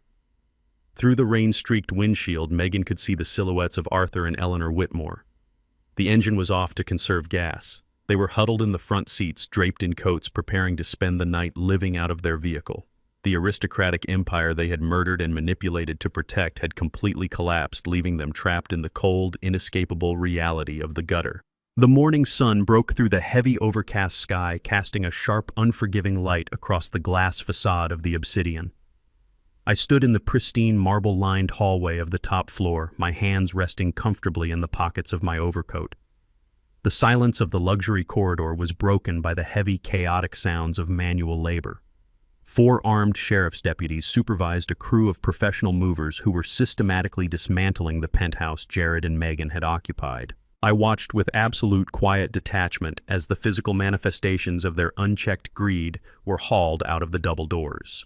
The imported Italian leather sofas, the ridiculous crystal chandeliers, the absurdly expensive modern art they had purchased on phantom credit lines, all of it was shoved onto heavy cargo dollies. The crew did not treat the items with reverence. They treated them as exactly what they were: unpaid liabilities destined for a public auction. The movers rolled the carts past me, heading directly for the freight elevator to dump the lavish facade onto the curb. The heavy wooden door of the adjacent penthouse swung open. A man in a tailored suit stepped out, pausing to watch the chaotic scene. He glanced at the sweating movers, then turned his gaze toward me, taking in my simple overcoat and quiet demeanor. He adjusted his silk tie and asked with mild curiosity if I was the new tenant moving into the vacant unit. I did not turn my head to look at him. I kept my eyes fixed on the empty, echoing space where my son's fraudulent empire used to be.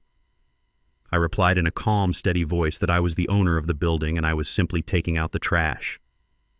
The neighbor blinked, thoroughly unnerved by the absolute coldness in my tone, and quickly retreated to the elevator. By late afternoon, the penthouse was entirely gutted. The physical space had been completely sterilized, stripped bare of the entitlement and betrayal that had infected it. My work in the financial district was officially concluded. I returned to my quiet suburban home as the evening shadows began to stretch across the lawn. The house was peaceful, grounded in decades of honest labor and quiet dignity.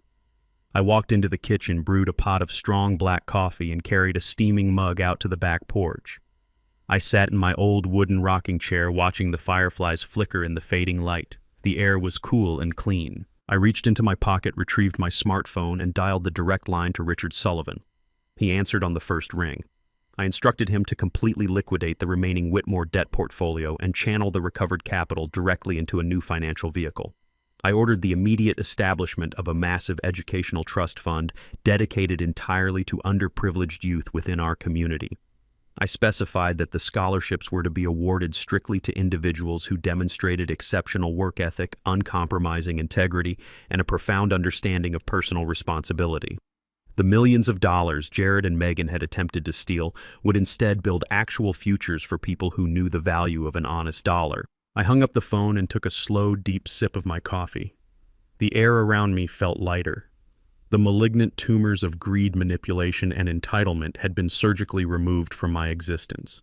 The silent adjustment was absolute, final, and completely irreversible. True power does not announce itself through loud displays of wealth or aggressive posturing. It operates quietly in the background, observing, calculating, and acting only when absolutely necessary. Wealth without character is merely a temporary illusion destined to collapse under the weight of its own arrogance. The greatest inheritance a parent can leave is not financial capital, but the unyielding principles of integrity and personal accountability. When you reward entitlement, you breed destruction. Choose to invest your resources in those who genuinely understand the value of honest labor. Please subscribe to our channel and share your thoughts below with us.